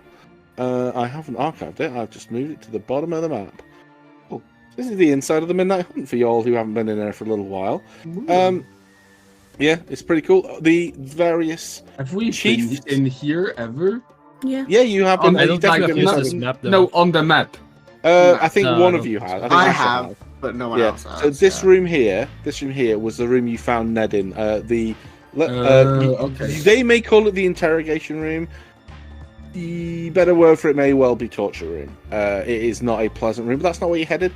You're headed over here, which is to the office of the Viridian Swan. That's a lot out then. So you walk through. There's some people who are like clearly white people smiling to see Wolfpack. Nice holiday. Like so, get up to much, play any rounds of golf. Have they all 60? Is anybody looking at Laffy funny? Can you make a perception or insight check? Okay, I can. My passive perception is 16. Okay, let me just roll some dice. That's my passive is higher than what I rolled. Okay. Where's definitely Swan's know office? Which is different. it's the bottom. You don't need. This is just for flavour. But it's that one at the bottom here. So you definitely see one person like double take, at least one person double take. But then like look, you see the fact that you're like surrounded by people and assume that you're either a prisoner or you're meant to be here. Okay. It's like Lord, I spoke to Swan about it, so it's not like it's unknown. Yeah, thing. and like I think you've been in there before as well. I think her biggest nightmare would just be make people uncomfortable, so she's just like checking. Okay, so you're staring at people, making them super uncomfortable. No, just like every now and then, like glancing at people when they walk past, like, do they hate me? Are they gonna kill me? Yeah. You don't get that vibe. You definitely don't get that vibe. It's more of a oh shit. Oh no, it's the one who is the real one. Yeah, okay. Presumably. You don't know that, but I'm gonna kill you. Huh? I'm gonna pop. Leave. Who am I? Yeah, who am I? But yeah, you come. I will say, as you approach, oh god, the map's massive. I didn't realize it was that big. What Swan's office door is closed. It is quieter in here than would normally be.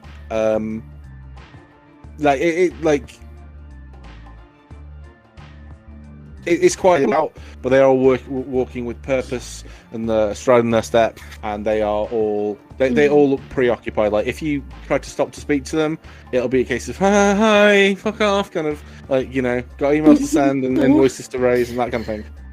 Yeah. But you walk to Wolf's office. The door is closed. Swan's office. Wolf's office. Sorry. Wolf's office. Yeah. Sorry. Yes. Lou. Okay. Are you knocking on? Last time we were here, we placed Ned under protection. Do you think he's still here? Well, I think that's part of the reason we're here to ask. Possibly. I don't know. Okay. And then I will knock on the door. Knock, knock, knock. Okay. You hear a quite a sharp. It's just like posh. Come in. Open the door and walk in. You see Swan there. She's got like, her head in her hand. She's not really looked up at the. She kind of glances back down to what she's doing, and she kind of like stops what she's doing. Look like double takes, and like there's a brows forward in concentration. She kind of like shakes it off, relaxes. Like you can literally see, not relief, but like pleasure wash across her face as she sees you for the first time in a while. It's like sorry, Cerulean Wolf, please, and you've brought the whole motley crew. I don't think I have chairs for all. Hi. It's a shy way. Yep. Come in. She kind of regains her composure. Yes, come in. If you wouldn't mind shutting the door behind you. She stands up and walks around the desk, and she comes. So she's really tall. She's like taller than Riptide tall, and she like comes over to Lorelei and grabs puts her hands on each arm, and she kind of looks you up and down. She goes, "It's been I can see you're well rested. You're looking much less anxious than before. Well, you look reinvigorated, Lorelei. Wolf, sorry, it's Lorelei. Well, I suppose either. Either. I don't mind. It's good to see you again. And the rest of you. She kind of like is trying to. She's like going through names. You can see she's like assigning the names in her head, and she comes to Aeon. And to describe, I mean, Asher, if you have a picture of her handy, if you could post it into general. Yeah, but in front of you, you see this very, very tall, very strong-looking elven woman with like greenish white hair. She looks middle-aged-ish, but in very, very good shape. Striking green eyes. And She's just hot. yeah, I mean, she's got that big MILF energy. She says, "I'm usually good with the face. I'm new. I met You're them new. He's the new intern. Have we met before? I don't think we did. I met everyone in what was the village called? I met them just before Kilpatrick. We met Aeon in Greencrest. Aeon. Aeon. Yes, she holds out a hand Aeon. to shake your hand. I shake her hand. Yeah. Very firm but not painful grip. She goes, "Well, you may call me Viridian Swan. I'm one of the captains here in the hunt. As much as you can, please make yourself comfortable. You have to excuse me. I'm not used to entertaining this many in the room at once." She sits down. We just want to. I think a quick word looks to Laffy because actually I don't know the reason why we're here.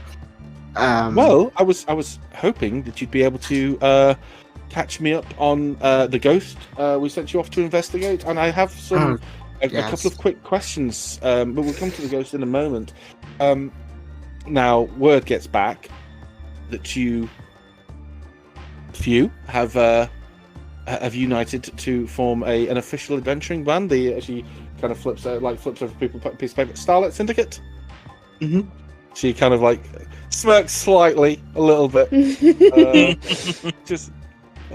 Lovely. White person as well. Well, Laura. I will ask Wolf, Lorelei, which you would prefer, and it's quite a loaded question, I'm afraid, because you could remain here with the. Did you lose me for 10 seconds then?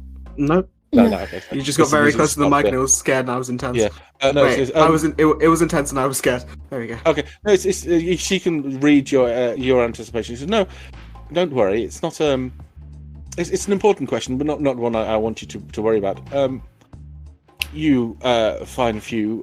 Word got back that you rescued a child from a group from some cultists. Sterling work, and have had other adventures on the way. I was wondering, Lorelei, whether or not you would wish to take up a role of, say, less official with the hunt, more freelancer on retainer role. We would have to change how we paid you, of course, but there are certain things, and she kind of gestures to a pile of paper on the desk, that the hunt our hands are somewhat tied. It would be good to have a calm hand that we could trust to address some of these issues that the hunt can't officially get involved in. I have a weird question. Aeon being a bounty hunter, has he done any work for the hunt in the past? No, definitely wouldn't have done. No, you would definitely heard of them, but like these, don't think like bounty. Think more special weapons and tactics SWAT team. Yeah. Okay. Yeah. So No worries. yeah, if we could bring you on board as the whole of the Starlight Syndicate, really similar to how we did before, with the removal of the frigid fangs from the chloride path, we could pay you on a per mission basis. You would not truly be a member of the Midnight Hunt, though you would still be afforded a lot of the privileges, but you could act as an independent and not be as tied down to us anymore. You would certainly be helping me out in the short term, and then if things wouldn't send way, of course we'd welcome you back with open arms. But there have been a few developments here over the last couple of weeks to do with a trusted hand. I think that's for the best. Good. Well, of course, this is a difficult the Midnight conversation. Hunt just make Wolf a Mass Effect Spectre. Is it just me? Am I making this up, or did Riptide say that she was going to possibly be like? She did mention it very briefly, I think. Yeah, she's like a party. Yeah, she didn't follow through on it. Right. Okay. Yeah, so she's Just here 'cause she's now. here, So so she's on retainer, like She's known as the blue. the blue fish. Yeah, Yeah. blue fish. Blue crocodile, because she's Australian. So the blue redback. The blue koala. Yeah, the blue. The blue roux. The blue roux. So she looks like excellent. I was worried that you might take that. We're not asking you for your resignation, so it's an independent role, but I'm glad you think that's for the best. Also, as I say, there's been some things that have raised some eyebrows, some threads that have tied together for areas that we have not seen, that typically we wouldn't have any say in. It's been a very, she leans forward and picks up a piece of paper, very unusual series of events in the last couple of weeks since you've been gone. That if you wouldn't mind, I'd like you to look into. Maybe. In Wolf's head, because I think it was discussed that we can now begin You can conversation pay with her now, Wolf. yeah. Lou's going to go ask about Ned. And Yes, Lou, I'm currently having a conversation. Please be quiet. And if you want to know about It's like the she's future- phone going off. Ask about Ned. Hey, Ask about Ned. She turns around towards Lou out loud, says, I'm currently talking to someone. I will get to that in a minute. Thank you. I can possibly look into whatever you... Of course, it's the benefit of an independent contractor is that you can pick and choose. I would say that the going rate at the moment is 500 gold per person, if that changes your mind. There's been some rumours of it's come across my desk for a couple of reasons. A white blood was involved, which is how we were brought in, but strictly speaking isn't related to the white bloods themselves. A religious sect known as the Divine Shadow have started to pop up and are targeting other religious groups or What was it members called, of sir? religious groups. The Divine Shadow. Does that name ring any bells?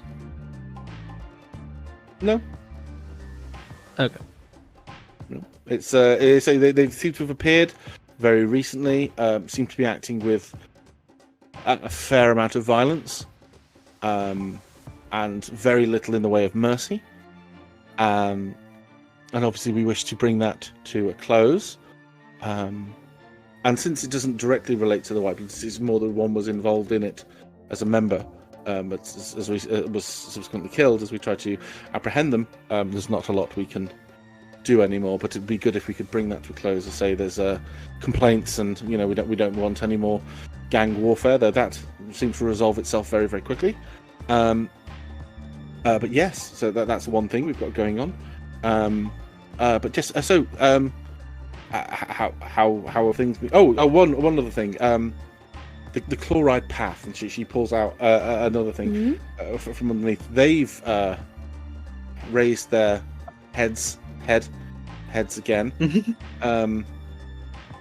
We've heard rumors of a dragon, a red dragon, that is moving north to Havenorel under the control of someone who goes by the name of Shay Sindar.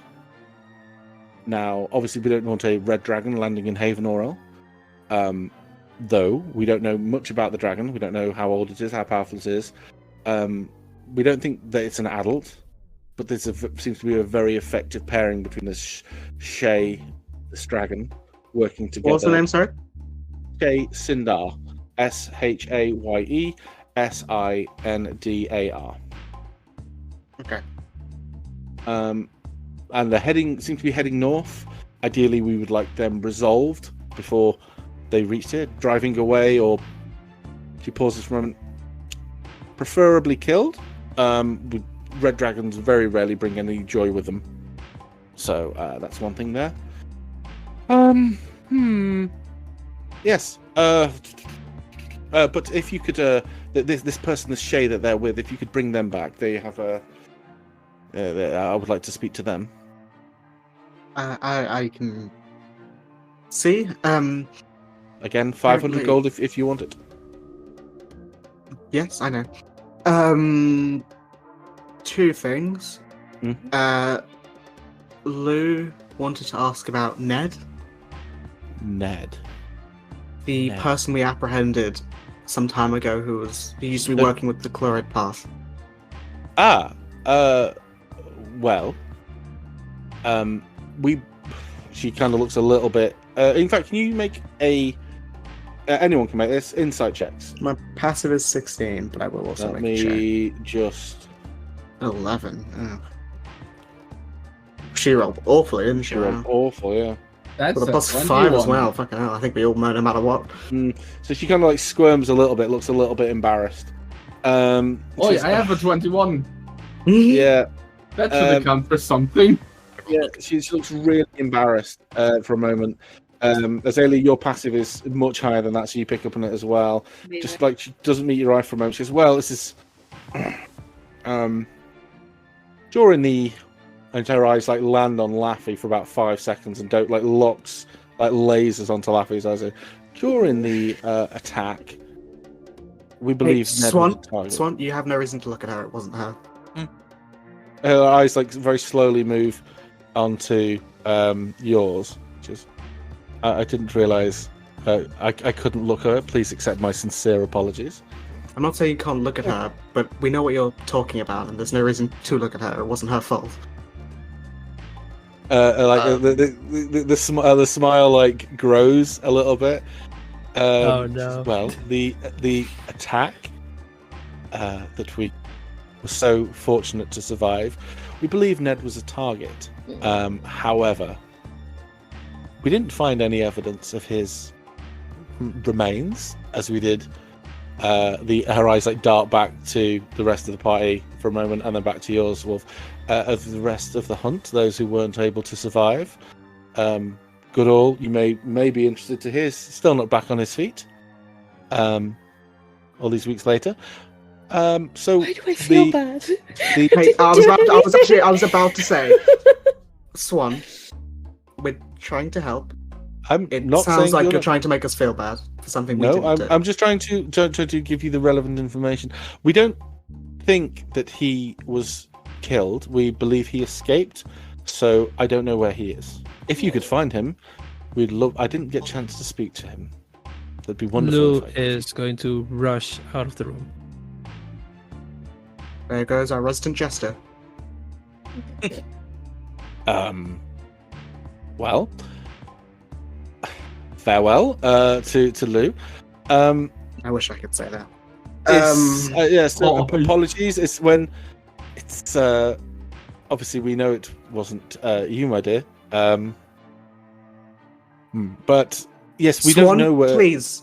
No. So I'm just thinking. I was thinking we haven't heard anything from Ned or anything, but I don't think he would come to us for help since we weren't really able to protect him last time. But I'd be very keen to speak to him myself. You said there were two things. Well, the second thing I actually don't know much about, but Laffy wanted to ask you something. The laser focus eyes come back. Sorry again.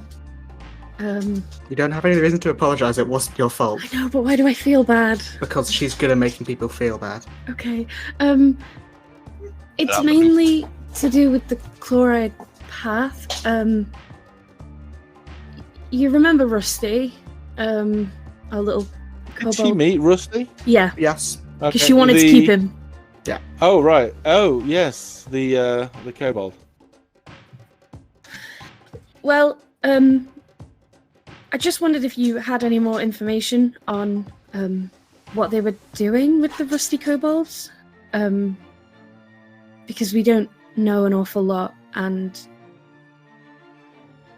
I'd like to try and figure out what I could. I don't know how much I can say. Well, if you can't be fully honest with us, it's difficult for us to be fully honest in reciprocation. However, I will say that I've not yet had the opportunity to speak to anyone related to the hunt. Ned escaped, and from memory, all of the others you managed to kill. So, not you specifically, but they attacked you in the street, so, self-defense will out, and they were a threat, so that's not a criticism. So we know very little, other than your friend Rusty was one of a number of kobolds that we know had been taken by the chloride path. There was, she kind of leans forward and goes through some notes. From Lorelei's report, there were two more with him at the time. We know there's at least several. She kind of flicks through the notes. Five others had been taken previously and had been killed, but we don't know the extent of why. Okay. So She looks expectantly at you. I think the best bet is to find Ned. It's I think that there's something weird going on with Rusty. She kind of look at Lorelei to make sure that this is all good, because she knows that she trusts Swan, but she doesn't know if she trusts Swan because she's terrified of Swan. So she'd look to Lorelei for help, the go ahead. Yeah, I mean, I think you look at Lorelei and she's laser focused looking at Swan. She doesn't look happy. She looks annoyed at her. Oh my lord. What's going on out there? It's Lou running. Rusty's getting running around outside. I thought it was the not so pleasant torture room. Oh my god. Lou walks into the torture room. Ned, are you in there? Ned, are you in there? Oh no, Lou got stuck to the torture chair. Let's just leave her. No, it's not a bad thing necessarily, but Riptide, could you show Swan your weapon for a second? All right. Okay. Well, I like to think of myself as a finely honed weapon, but here's my axe, if that's what you mean, Left. And she flourishes her axe and lays it down, on the table, and Swan kind of picks it up. I've described it in passing before, and I've made allusions to it again. It looks like it's made out of coral, and there's this blade of almost glass, water, in there, which is the axe part of it.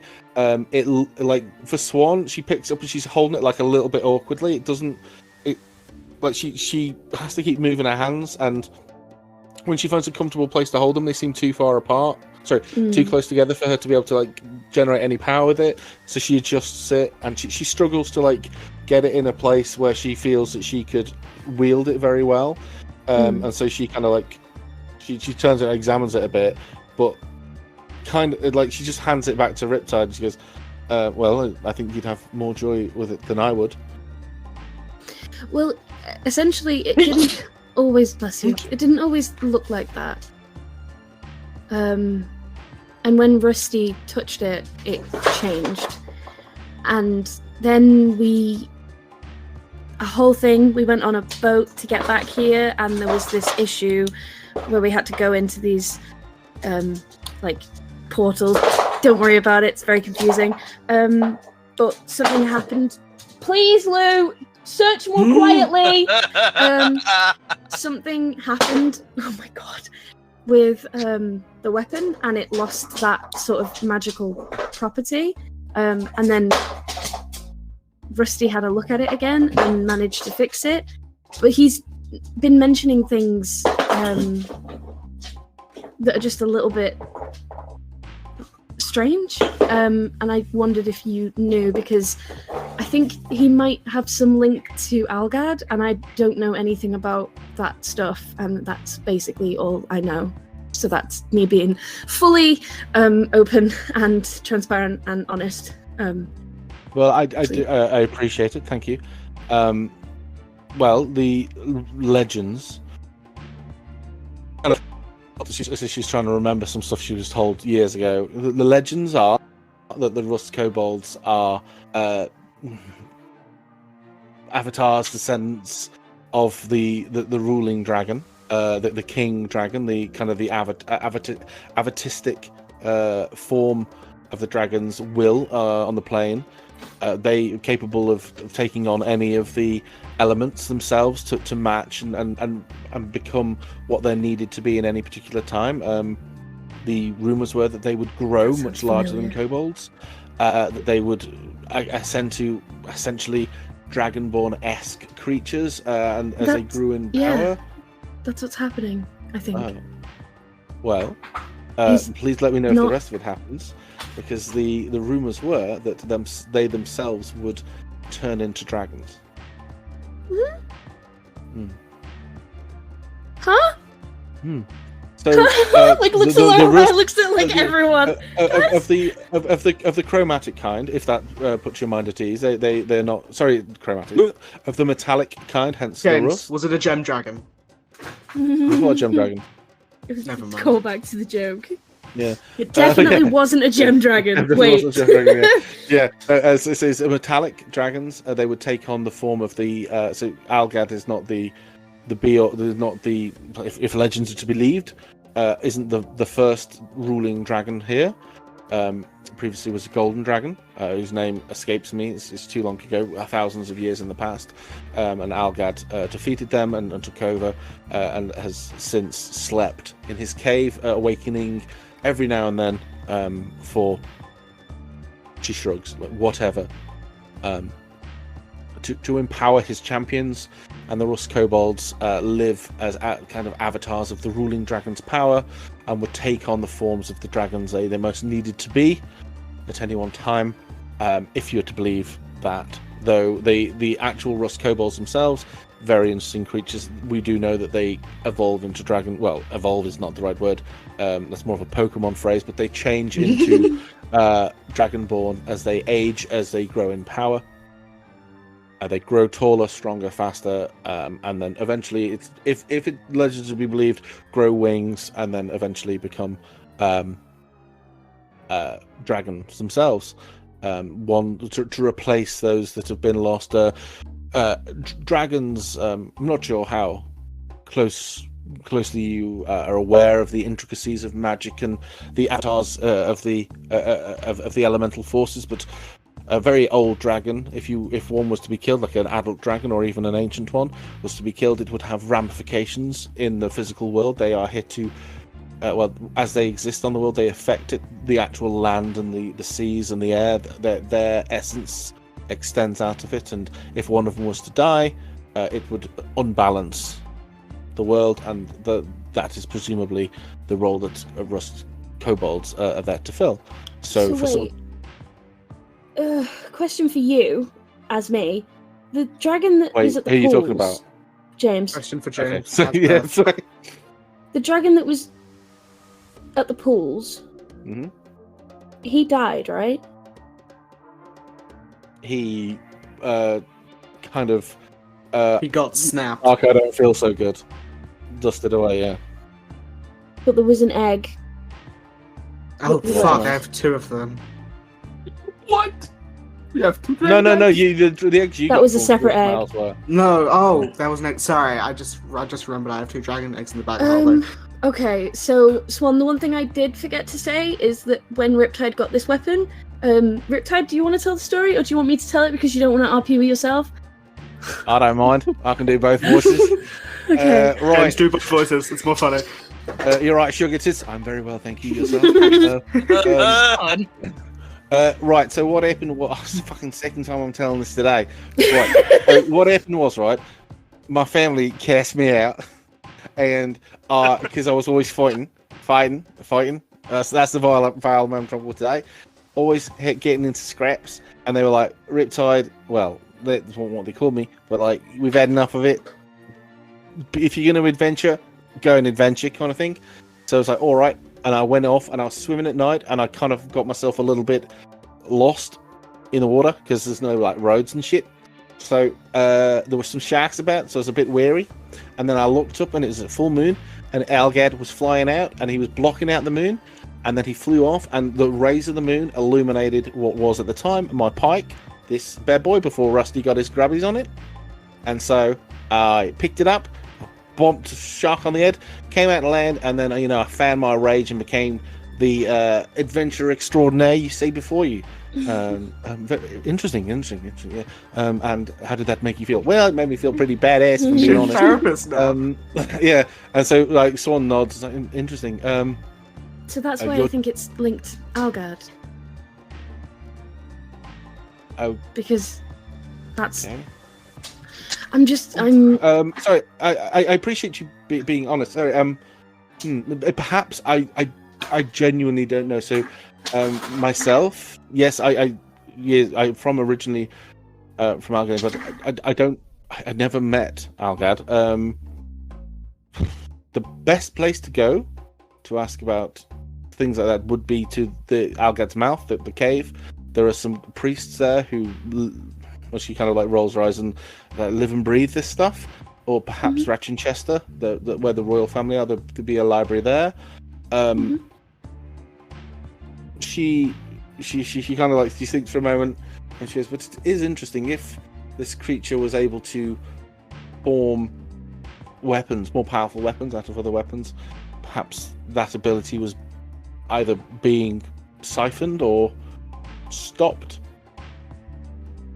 It's just weird because I thought that the Chloride Path were worshippers of Algad, and if the Rusty Kobolds... No, the Chloride Path are very much against. Yes, I think you may. okay. So the Chloride Path. How much of alchemy do you know? Okay. So Algad is a copper dragon. Chloride. Chloride is a alkali, and that will degrade copper. So they've picked a name that will degrade copper. And they are looking to replace Algad with a chromatic dragon. So a metallic dragon, such as Algad and some of the others out there, are. She kind of waves her hand a little bit dismissively. Noble creatures of great intent and intelligence. Whereas a chromatic dragon is a little bit more selfish in its intent. A red dragon is a force of wrath. A poison dragon would be deceptive and insidious. Acidic would go out, and a black dragon would cause great misery and burn, wipe away.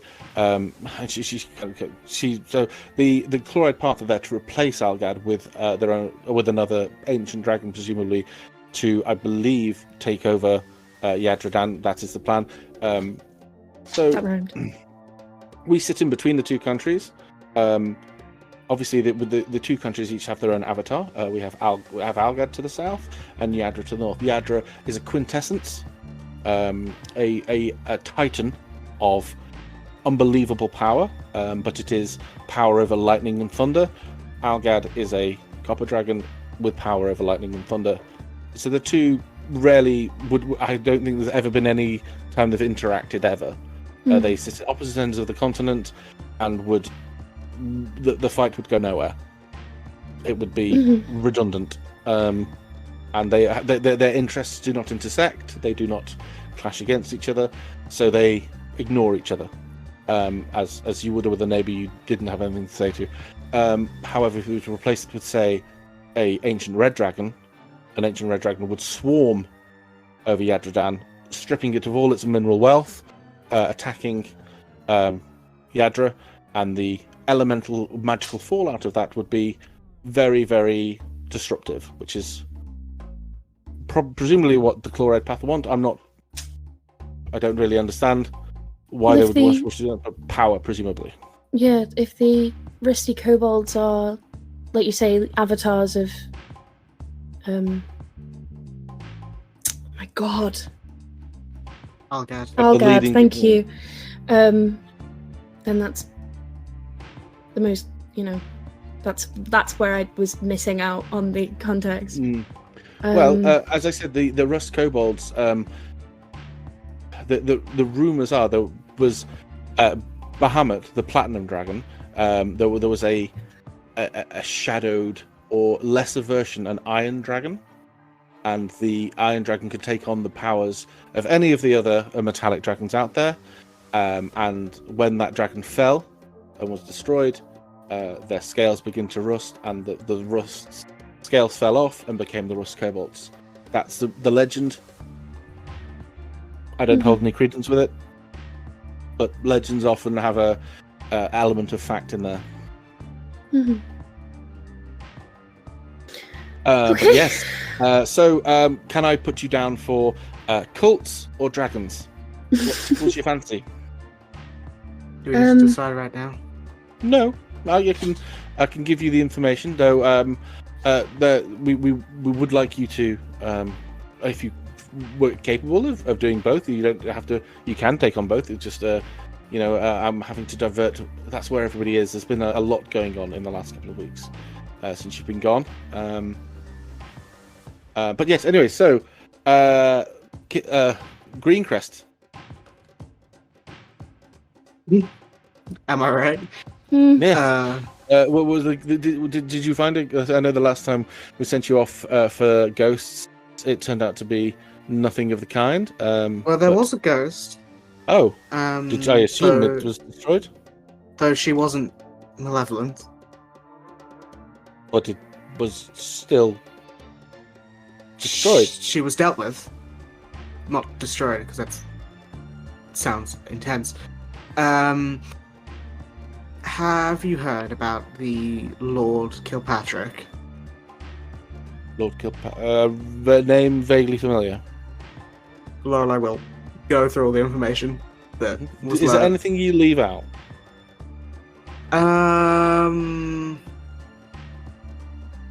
Is there anything that should be left out? I'm just trying to think. Well, Rusty being possessed. That's the only thing that came to mind. Wasn't Lou also possessed for a moment? Yeah.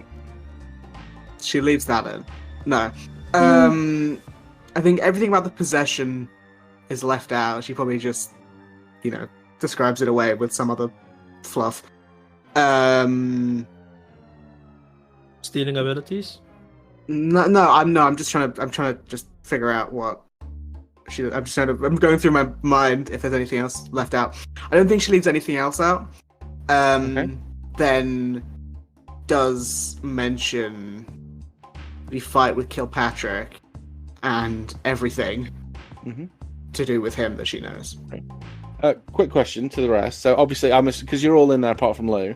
I imagine like this is like a story by group, a little bit. So people chip in with other information, specifically of Aeon. Aeon, you were given a book of Kilpatrick's. Yes, there was some information in that book. Yes. Yes. Do you share any of that information, or that book, in fact? I will produce the book. Is it because there were 2 books, and one of them I had a look at briefly, and it felt a bit evil, so I kind of put it down and then had a look at his diary more prominently. One book was like like full of arcane nonsense. You glance at, you like, okay, Yeah. if I read this and I read this wrong, my head might pop. The other one was his diary. Yeah, I'll produce a diary and explain the stuff in that. Okay, so for the group, I don't know if you shared this information. Would you like to? I think it was mentioned. Because there's some information in there that relates to the hunt, I believe. Yeah. I was just wondering if you share that.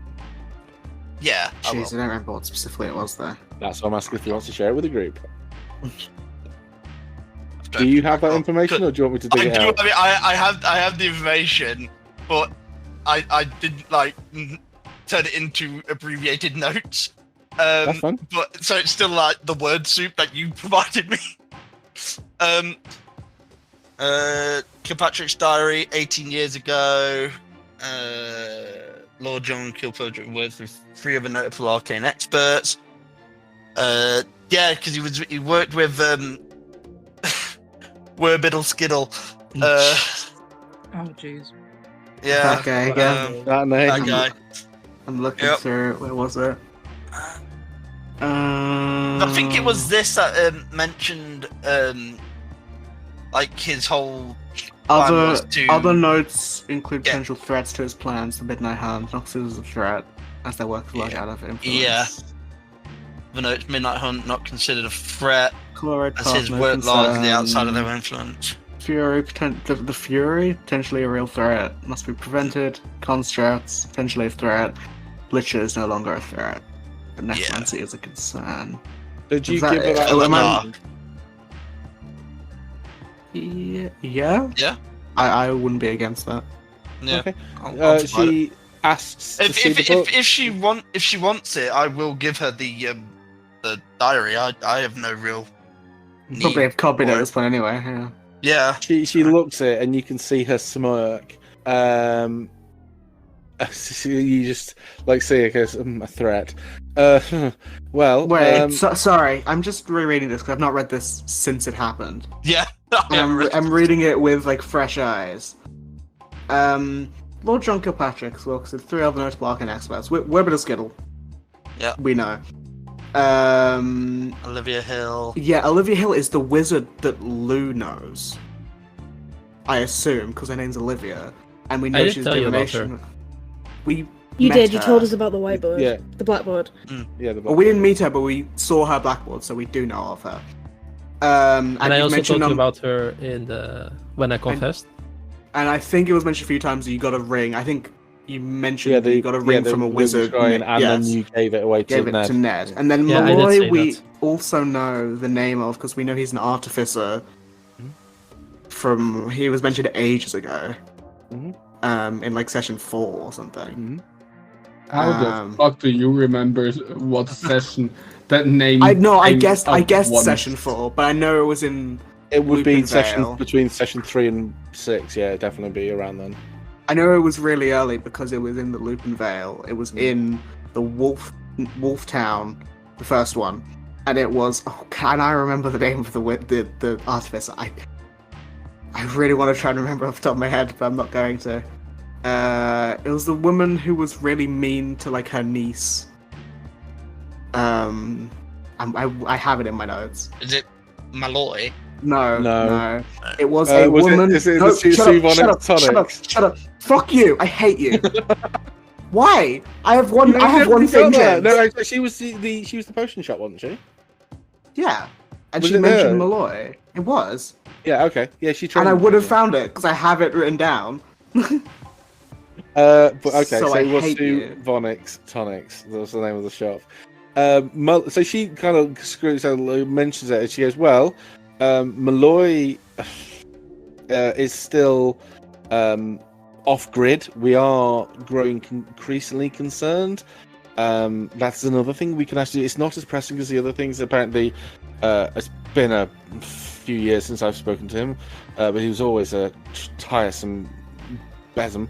But he was. We if you at any point find yourself heading to the extreme north of the continent, then by all means give him a knock and find out what on earth he's getting up to and why he isn't answering the messages we're sending to him. Because he was always a strange one. Don't recognise some of these other names. But so you're saying that Kilpatrick's been working with the. Oh my god! Complete brain fart. The name of the what's the name of the cult? Fuck me. New Dawn. New Dawn. Well, this changes things slightly. The New Dawn are the group that the Divine Shadow have been targeting almost exclusively. Do we know anything about the Divine Shadow? Very recent group. Almost not. I know that they are recruiting from less desirable members of the population. For example, the White Bloods, criminals, assassins, which is I think you could excuse why we would assume that they were maybe acting not in our best interest. But if what you're saying is true, if the New Dawn is a front, but this is going to sound strange, there are churches of the New Dawn where they have regular sermons, and members, guards have been in there. This is not a sacrificial cult. This is a church, a school of learning of religion, and they're growing in number, and the churches are being attacked, and so are their parishioners. And some of these are just people. These are just everyday people who are tempted by a new offering of religion, and I wouldn't consider them evil. They're not sacrificing their children or anything like that. These are normal folk who are being told, instructed to worship this other outer worldly being. I assume not everyone knows about it. I'm not saying that every member of that cult is evil or knows about it, but it could be a guise. It could be something that someone has said is one thing, but is really giving power or something to Hadar. Well, the Divine Shadow act in the shadows, and they have. This is going to sound awful. They have, set off alchemist fire during in meetings. People have been very badly hurt. Their priests have been targeted. Now you're telling me that their god is a malevolent force from the outer realms. My sympathy we don't wanes. know what the Divine Shadow. They could also be something. They could be worshipping another. Well, a name like Divine Shadow, it's hard. Well, to... yeah, it doesn't bode well. But it could be some other creature vying for power. Maybe someone who has a vendetta against Hadar. Maybe another outer world being. Yeah, it could be. Yeah, I mean that's. Here's a question, right? And I genuinely can't remember because it's been a lot. Does Swan know that Laffy is a little sister? This was what I was going to ask, because I think she does, but I can't remember the conversation. I can look if you want to. Yeah, if you can remind me, because I haven't written it down. Because it will give me a minute. It will take me a minute, but I can probably find. Oh, Asher is just the lawkeeper. Yeah. Yeah. It's like me. I know. Even when I'm the lawkeeper, James interrupts me. You are the Lorax. Speak for the trees. Oh, Lorax, you speak for the trees. Oh my lord. Oh no. I don't think. I can't remember. I can't remember either, because I was going to bring up someone Bruno. talk. Let me look. Okay, I was going to bring up as Bruno, we're that was discussing the this, thing. because it's Bruno knows, but No, that's what I mean. I was going to mention Bruno to Swan, but I don't know if she knows that Laffy is a little sister, so it's very... Yeah, I don't want to start a new conversation because her response will very much depend on whether or not she knows that Laffy is, herself an otherworldly being. I mean, we can take an audio break. I'm looking. Okay, well, we'll cover that off in a moment, and we will retcon. We can see what Lou's doing. We will rewind the clock slightly, a few moments, and we'll talk about something else. But yes, well, if I'm being honest, I will catch up on some of the other events that have been happening.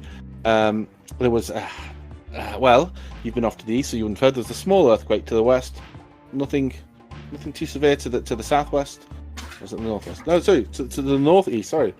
Oh, sorry. There's a lot going on today. In Yadra, there was a small earthquake, and a small village was shaken very, very badly. A couple of injuries, nothing severe. You'll be happy to hear. Might be a good idea to not say stuff that Asher needs to note down. That's what I was just saying. I was just getting so nervous because I'm trying to read through things. I'm hearing you say information that I want to write down. Yeah. But Okay. I can cover you this off later. I can cover you off this. I can give you this information afterwards. Okay. You'll be happy to hear. Obviously, when you left, there was the concern that there would be a gang war between the Blackrock Tally and what were we called? Stenoa? Something like that. The Stenosa factions. Havenorel factions. Something like that. Sensuk is a the Samora. However, that seems to have resolved itself. We know a few days after you were gone, 5-6 days after you left, maybe not even that late, there was a rash of activity, and a lot of the heads of the Samora were found, well, separated from their bodies. Some of them weren't found at all, and some of the higher ups in the Blackrock Tally also vanished, and it seems to have driven the two factions underground. From our sources, and they are limited, it sounds like a third party got involved. We're not sure exactly of the specifics, but it seems to have resolved itself, which is great. But equally, we're not quite sure why or who's done that. Let's have a look. What else has happened? Obviously, there is the anniversary of the Alliance coming up in the next few days, which you are, of course, expected now, I'm afraid, to go as a member of both the Midnight Hunt and of the Starlight Syndicate as local heroes, local flavour. It is a black tie event, so please do dress to impress. Though I can see, looking at you all here, that you do so already. What else have we got? We've got the dragon I've mentioned. The dragon, yes. So I think that's it really. Let me just make sure she goes through a few things. Yes, if you do find Ned, we'd be very keen to speak to him. I'd be very, very keen to speak to him about the chloride path. We any information we can get on them would be very valuable. Obviously, they had some very powerful magic items that we want off the street as well. She again glances at Laffy. This time the look isn't as piercing. She, from you, I will tell you, she's referring to your staff that she had to take off you. Oh, okay. But yes, that's really, I think, everything. Do I know that you are a little sister yet? I'm looking at my notes. I don't believe she does. I don't think she does. I think I would remember that. I think I would have written it down if that had come up. Yeah, I think she knows the names. She was less secure on it. I know that. She knows the name is the same. There's not been too many conversations between Swan and Laffy, especially about this sort of thing. And looking through my notes, I think the only reason that it could have come up is when there was evil Laffy, but I was looking through those notes and there was nothing there to say that came up. No. Because I don't think Laffy was set in the idea that she was until after they left. Because I think it was when she went to the pools. I think the pool that really cemented the fact Yeah. The only other place I could see was so it would have been a few conversations at the beginning when we weren't sure, so he definitely didn't mention it. Then it would have been after the fight with the monks, which I cannot see it mentioned. Or it would have been Lorelei's birthday, but I also don't see it there. So I don't think that was more about the Naffy stuff. Yeah, so all of the interactions have really been about evil Laffy, and for purposes of Swan, I think she only thinks that Elven Noxious turned into Laffy because close to Lorelei rather than anything else. So I don't think she knows. I don't think it's something that Laffy would keep from Swan. It may have come up when if they talk about Runo, she might mention it, but it's not something that she's just outright blurted out to Swan. It would be interesting because we know Swan has met. Yeah, exactly. one of them. Rhea, I think. No. Oh, by the way, have you heard about those demigods? And by You're the not way, here. I am just going to be honest. I did not hit anything you said in the last 5 minutes. Okay, I'll give you that after the session. Thank you. Okay, so she as you say these otherworldly beings that might have a grudge, she kind of shrugs, says, well, I suppose we'd never know. Doesn't really fall within the sphere of activities that I can direct you to, though I would say, of course, if you are able to prevent anyone from destroying the world, we would be very grateful. Kind of the Who reason I'm wouldn't? here. Yes. So She would say if that out loud as well. I don't know if Swan would catch on to And that. she I'd say, be like, "Huh?" okay, big head. But yes, but it's great to have you back. Remember the ball, the anniversary is black tie. You may be expected to say a few words. I'm not quite sure of the running order yet. There There's is going one to be. thing Oh, while sorry. we're still here. This is in Lorelei's head. Oh, Do we tell her what Runo's planning to do? She might need a heads up for that. I don't think so. I think Runo's going to mention it to people, and I you would also feel know like- she's not part of that. Like, yes, yeah, she's not I part of thought that. she was Um, in the big fight. Okay. She was no. She's like the chief of police. She's not like the mayor. Okay, cool. I just thought she might have wanted to know that information if she was there. I think Lorelei would have just said something like, "I think Runo wants to keep it under wraps for now, and I think she'll find out when it's appropriate." Okay.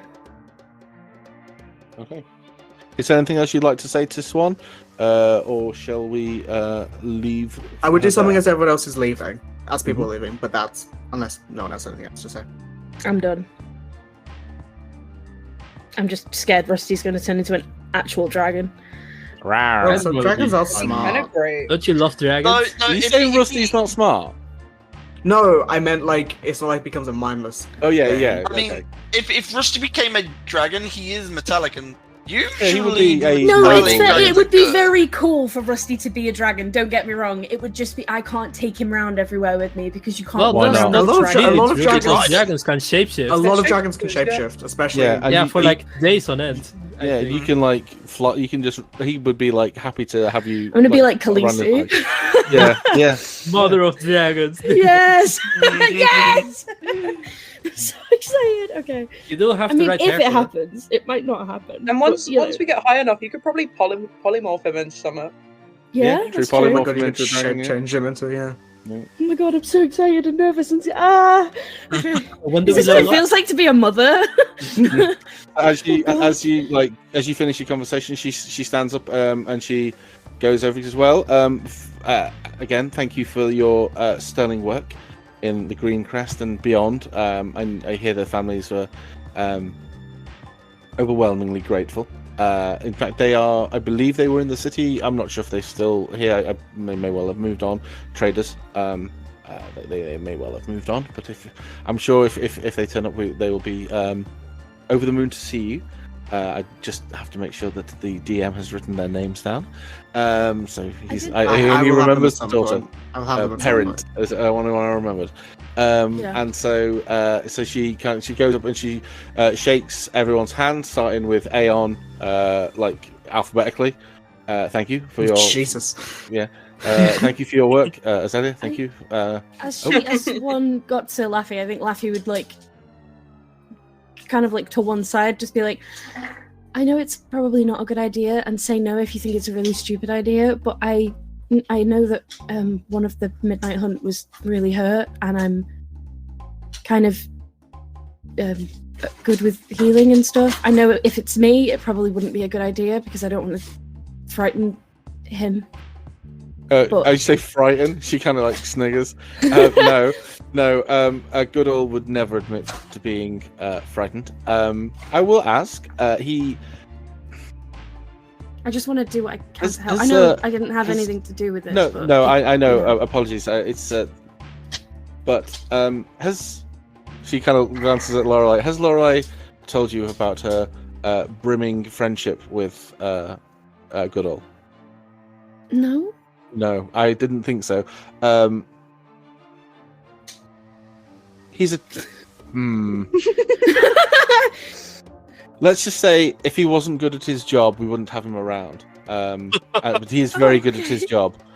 Though. Well, you probably want him back on his feet, then, yeah? That would mean he was back on his feet and back at his job. He's being nice. He's an arse. Okay, well, the offer's there. Difficult to work with. I'm happy to help. Laffy, thank you very much. Yes, yes, I will definitely pass it along. If I hear any more about the Midnight Hunt, I'll be sure to let you know. Equally, if you are able to find Ned, we would love to continue our discussion with him. I think I know where we can go to get some clues for that. We know where his dad lives. Really? It's here. That's where we found him last time. In the city? Yeah. Well, we could spare a member of the hunt to go and check on with his dad. Might be better than us rocking up because he's kind of scared of us. Well, but I know also, I don't want to. Your friend ran off to see him. Well, perhaps that's where they've gone. Shit. If you could, what friend? Your associate, your other member of the syndicate. If you could let me know, I will have one of my more trusted members see what they can see. So any information you have about Ned would be warmly appreciated.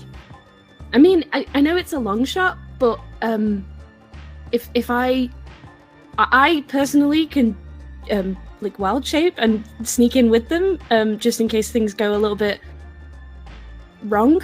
But I know that not everybody else can just poof. And Azalea can make people invisible though. That's cool. I can do, yeah. Also make people invisible as well. And Aeon, yeah. You can also go small. You know, could turn into a cup.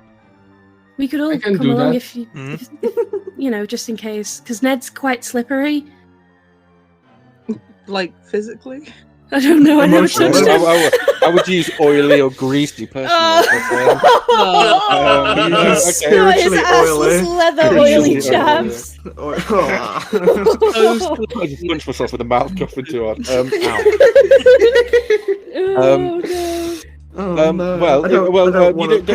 you for the offer. I'm sure you'd like to get yourself settled back, and I know your boat is back in today. I can send a member of the hunt round to his father's immediately. But if you know of anywhere else you'd like to, any other avenues of inquiry you'd like us to follow up. The only other place that I can think he'd go is that house, but I don't think he'd go back there. The house. Yeah. Also Sissy. Who's Sissy? Oh, Sissy! She'd say that out loud, like as you said it in it. Oh, Sissy! Who's Sissy? Oh, Sissy is a druid who lives in Havenorel that I'm friends with, that used to date Ned, so she might know something. So we have a few leads. Where would we can follow that up for you as well? Oh, I couldn't tell you. Sissy's kind of everywhere. She has a little hut near the riverside. But she's kind of rat. She's just kind of always around. She's always got like I think it's a cat and a mouse and a dog following her around. You may have seen it. I don't know. Laffy would probably have a picture that she's drawn of Sissy and like show it. Maybe Swan's seen her walking around somewhere. She seems like the walking around type. I'm not, but I will see if we can find her. If she can give us any information, we'd be very warmly appreciative. But yes, Laffy, thank you very much. And she goes to shake your hand, which for you is like probably like presumably like neck height for you, like. Yeah. Like Laffy, like you know, like when someone tries to do a firm handshake, but just ends up like shaking the other person's arm.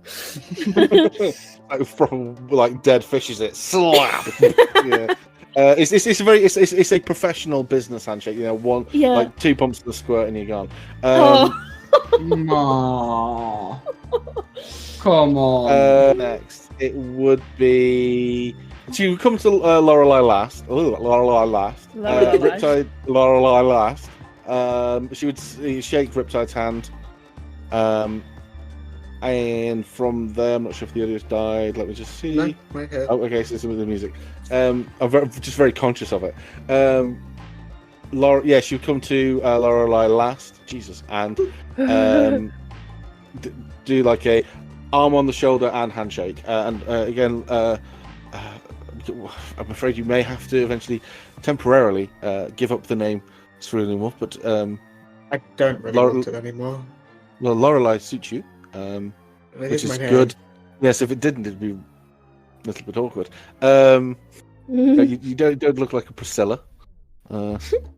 Ooh. Helga. Valeria. Yeah.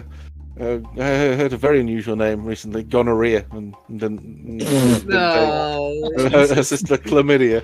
Oh my god. Yeah. Oh, no. And they have a unusual brother. family. Yeah. I think it's a bad name though. He took away like the brother connotation. syphilis. Yeah.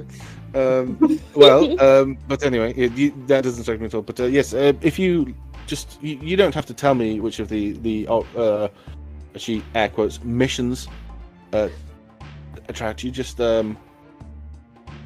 if you pick an avenue, if you find yourself going to a particular part of the world, and you'd like to see if there's anything there that the hunt has an interest in, we would be in a position to fund or recompense you for your work. What about Wolf's house? We don't live there anymore anyway, but... So that was like student accommodations. That was like the best way to describe that would be like, I don't think they do them anymore, but you know, like miners' cottages, like workplaces would build accommodations specifically for the workers. That would be like the equivalent of student digs for the Midnight Hunt. So she doesn't, if she's not technically a member of the hunt, then she doesn't get access to the house anymore, right? I mean, she's not been in it for like a month. I mean, you forcefully made us leave, but yeah. Hey, I gave you the illusion of choice. I'm aware you gave me the illusion of choice. You tried to turn right, but the door's locked. Oh, I have to turn left. I'll kick down the door. Yeah, it's a fake door. Anyway, it's one of those painted ones like Looney Tunes. Yeah, Looney Tunes though. Yeah, but yeah. So the others kind of are walking out as this last conversation is happening. She's clearly decided that you are her preferred head of the group. Like she is presenting the choice to you rather than the rest of them. Swan. Yes. One last thing Yes. I wanted to do. Yes. Before we leave. Why do you keep saying yes? I'm just speaking. Yes. She goes into the bag of holding and pulls out her mask. And just leans over and puts it on the table and walks out. Ooh. Interesting. Okay, you can't see, so you don't know what happens. The door closes and you hear it's either mad cackling laughter or wild weeping or nothing. I don't know how she drank Yeah, that. what wild choices. Wait. Can I just lean in over the door frame and prestidigitate a mic drop?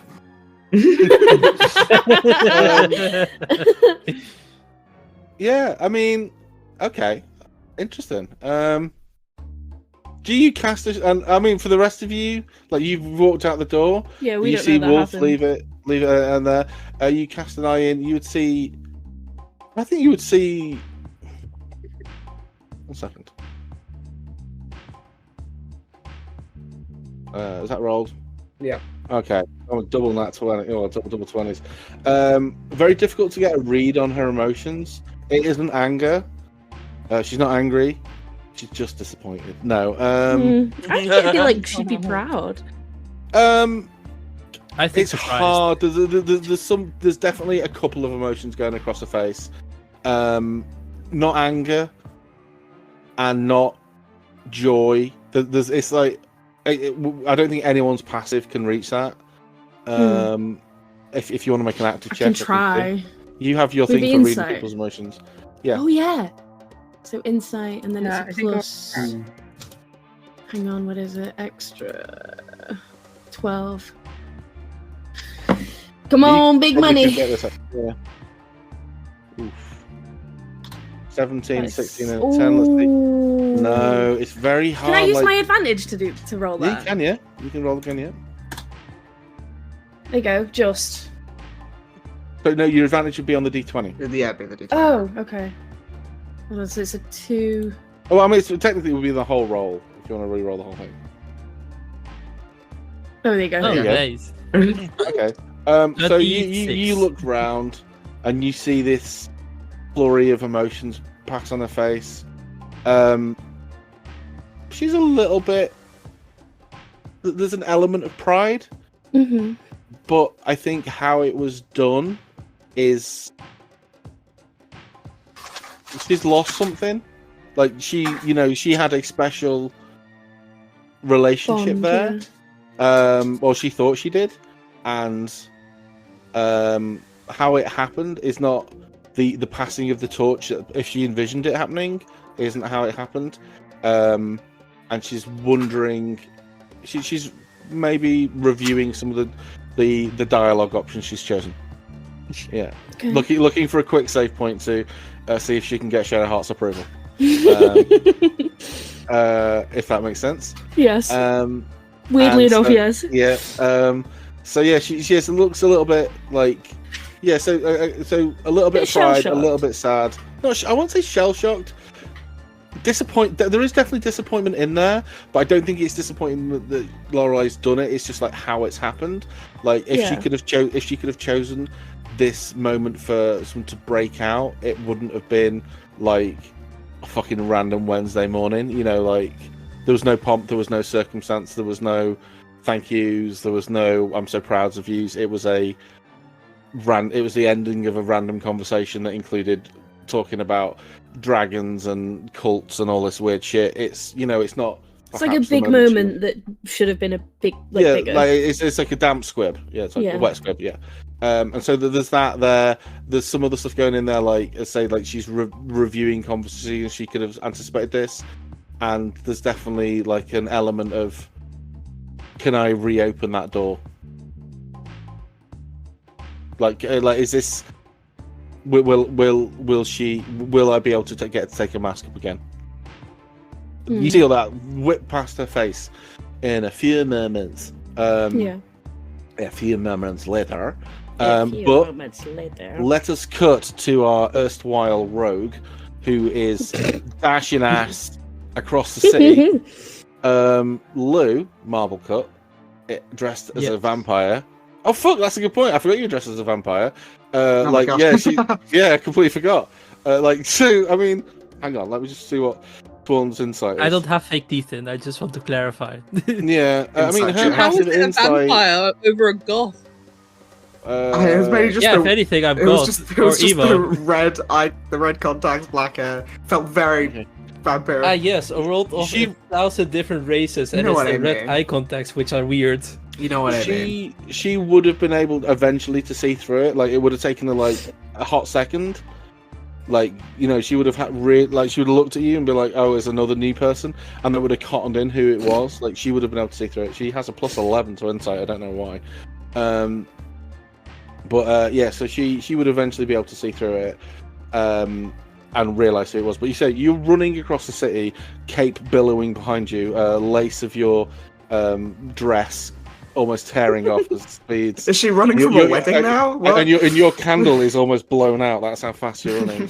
And the Do I have creepy a doll that bouquet you of always roses carry. in my head or something? Or but you look like Nadia from What We Do in the Shadows, tearing up. Incredible. I can't do her voice, but she's brilliant. Okay, so yeah, She's great. I love her. she's so amazing, much it's such an ebb voice. That's where I got the inspiration for the ebb voice. yeah.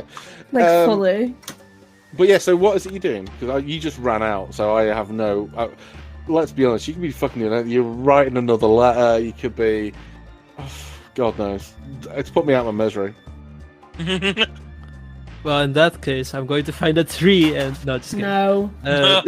I found some I was bad. gonna make a really bad joke. Yeah. No, Lou's going to Olivia. Oh, okay. That is quite a way away. That is in like. It will take you a few minutes to get like, even if you're running the whole way, and I will need you to make an athletics check, and if you don't roll high enough, it will have to be a con check.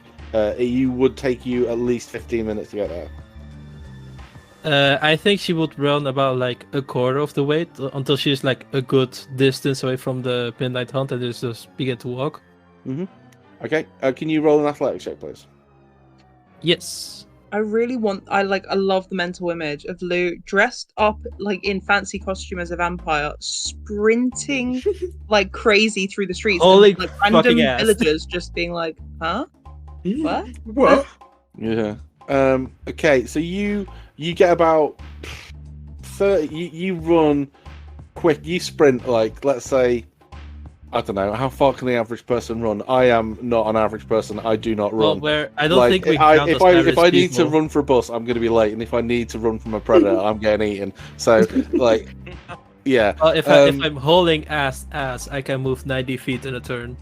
Okay. But I mean, even at that pace, we're talking like 2 miles. Oh yeah, at no way least. she's running that. Yeah. So I mean, you run for like 500 meters, and you fucking gassed. So you get a stitch and you start like hobbling the rest, like, you know, you've got another 1,500 meters to go, kind of thing. But you're wheezing, but it takes you 10, 12, 15 minutes. You get there. As you approach the house is in a less nice part of the city than the rest of it. You've gone into like a slightly seedy part of the city, and it's not unusual for you to see like gang signs and like graffiti up on the wall. As you're walking through, you see a lot of new thieves' camp markings on the wall that are advising of like, so as you walk past, you catch your eye, you see that it's signs for that there's an assassination job going. Like the local underground is looking for assassins, and then someone has crossed it out as in like they have applied to be an assassin. So like, you know, like it's almost like a lost, you know, room for rent kind of, and someone's taken the phone number. Like, you know, someone has made that application. Does any penmanship seem familiar to me? Of the signs? It's not penmanship. It's like paint slapped against. So imagine like I don't know if you've. I'm trying to think like a code, like a square. Yeah, triangle. but you would Skyrim. recognise the code. Well, I was thinking more like there's a Sherlock Holmes one where somebody draws like these little dancing men on the fence, and it's like the different positions indicate like different letters and stuff, and it isn't like that. So do you know how on the back of some people's cars you see a fish, and it's to indicate Christianity, and that's how the Christians used to worship, how to profess they were Christian before they had the cross, because Jesus was still about. They used to like have the iconography of a fish, and that would indicate, you know, there, and you know, with a red X on the door, that this house is infected. It would be, imagine like a body. Like a stick man upside down, with like a frown and 2 X's for eyes, like just scratched into a wall, and then someone has just slopped black paint over it, or just one big black slop across it to like indicate that it's been accepted or taken. Yeah. So it's not penmanship is a strong word for what is effectively something someone could do as they walk past it in the street without being noticed. Yeah. Okay. But that'll be pretty normal. But as you approach the house, you see that a couple of the windows are smashed, and the door is, with your passive perception being as high as it is, looks like it has recent signs of being tried.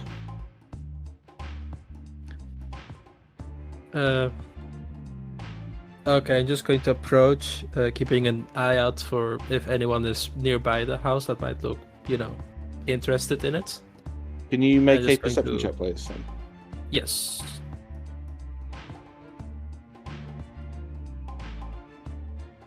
$15. Okay.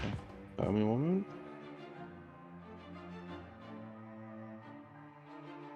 I haven't actually rolled this yet, so fuck's sake, yeah, type. Okay. So you might see a name here. In fact, that's not. I won't give you it. I'll just roll the d20. I just need to see what Steve the pirate. Yeah. What is plus? I watch dodgeball. Yeah, it's been such a great film. Okay, so let's take a nice big number onto this. Let's add 11 to this number. Okay, meets it, beats it. So Wait, in which way?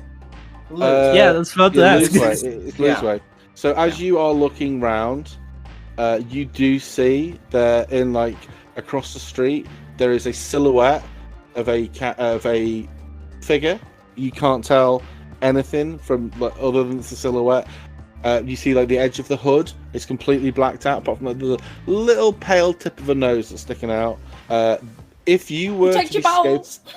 if this was if this house was a target that you were watching, that's where you'd be sat. Like that is the place you'd be sat. Bear with me one moment. Insight +4. I don't think we can make this. Oh, what did you roll for your? Was it 23?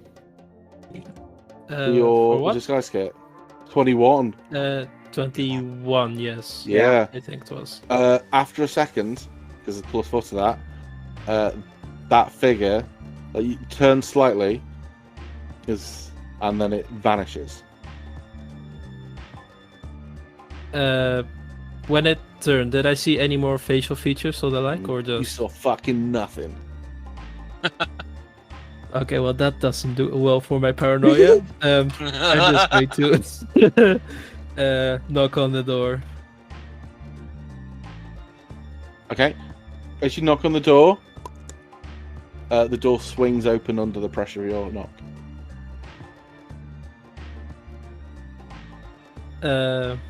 Okay, I'm just going to take out my dagger and slowly go inside.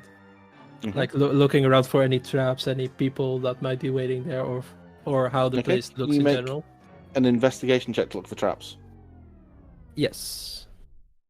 Not one. Wow, Oh. 26. You do, in front of you, see a line of fishing wire that's just behind the door, like shin height. Very, very high. So the only reason you catch it is there's a glint of the sunlight as you open the door that catches your eye. You follow the fishing wire up, and it looks to be just connected to a little glass, like a fishing lure. Very fine piece of glasswork, and inside there seems to be this swirling mist, like a purplish greenish mist. I'm Okay, talking- is there a way this to... is the size of a Malteser. This thing is tiny, like minuscule. Do I recognize it? You can make an Arcana check. Did you say green and purple mist? Yeah, but like imagine something the size of a Malteser, and it looks like It's like a got, marble, inky, like a glass yeah, marble. like a marble. Yeah. 18. Like a marble. Her name is Marblecourt. Yeah. But this, so you wouldn't recognize the workmanship, but you look into it. This thing is clearly like if you touch it, any pressure on this is likely to crack it. The glass is wafer thin, and it looks like it's containing a spell of some description. Like with that high roll, it doesn't look like Cloud Kill, but it looks like it is something not a million miles away from Cloud Kill. Okay. Is the door open enough that I can step above the wire and just enter? Yeah. Okay, I'll do that, and I'll begin to look around for maybe signs of a struggle or maybe a break-in or whatnot. You step over and the minute you're in the hallway, there's this smell that hits you, and it's the smell of like old food, not rotting, but like I don't know if you've had this, but like if you've been a bit lazy and you haven't taken your bins out, but you put like vegetable peelings in it, and like 3 or 4 days later, you're like, I need to take the bins out. And it's not like rotting food, but it's just like Is that weird? it's Like food. it's like musty almost. Almost sweet. Yeah. It's gross. And it's like that smell, and you look around. This room before was messy. It's just piles of books. Now it looks like someone's been thrown about in there. There's torn books. There's like the table's knocked over. The blackboard has like fallen over backwards. And it's like you can't see any of the wording on it. It's been tipped over into the corner. There's drops of well, I will use your 26 drops of what you can safely assume are dried blood, like here, there, and everywhere. But Olivia is not to be seen, but definitely looks like someone's been through here, like a fucking hurricane.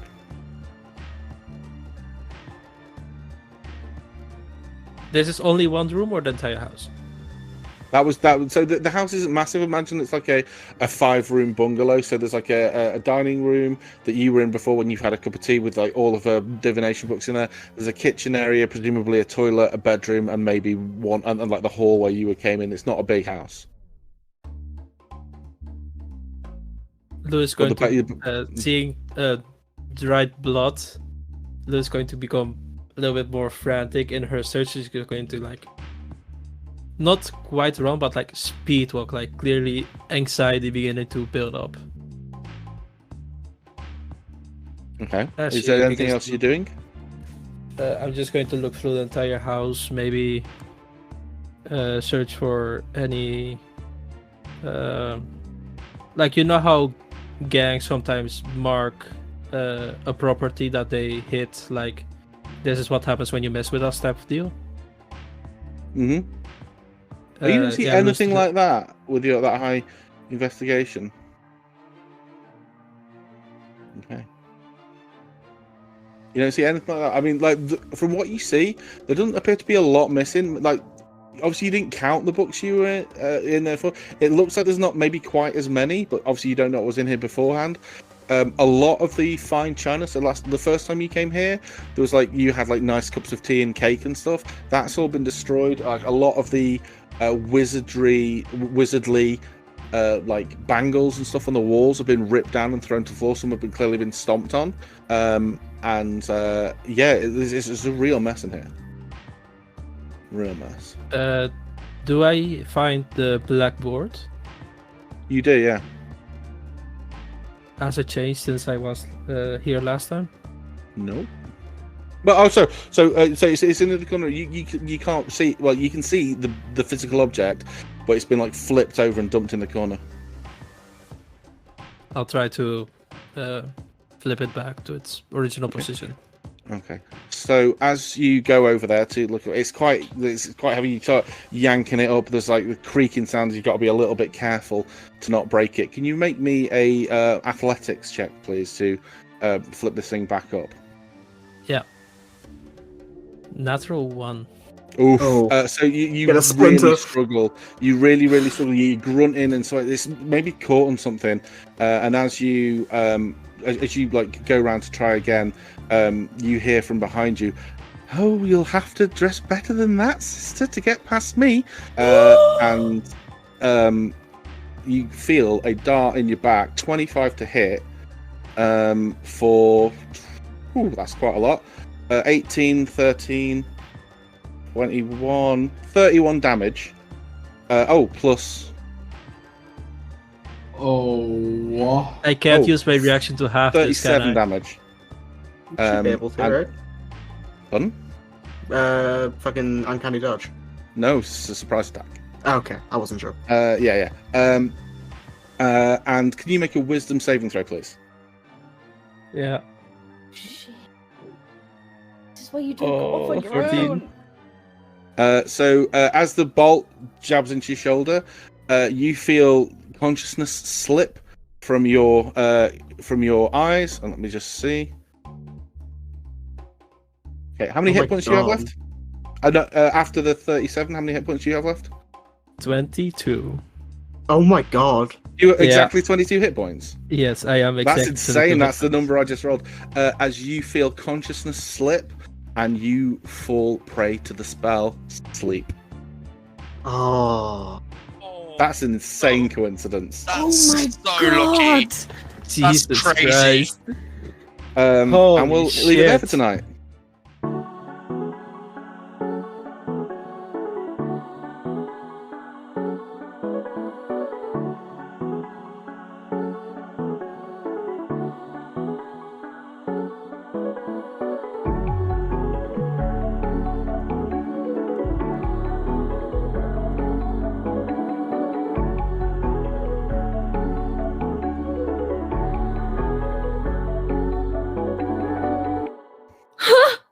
Oh my, Oh my god. Can we, James? Can we just keep playing? Can we not just only a like bad. wait a week? Hey guys, we lost nothing.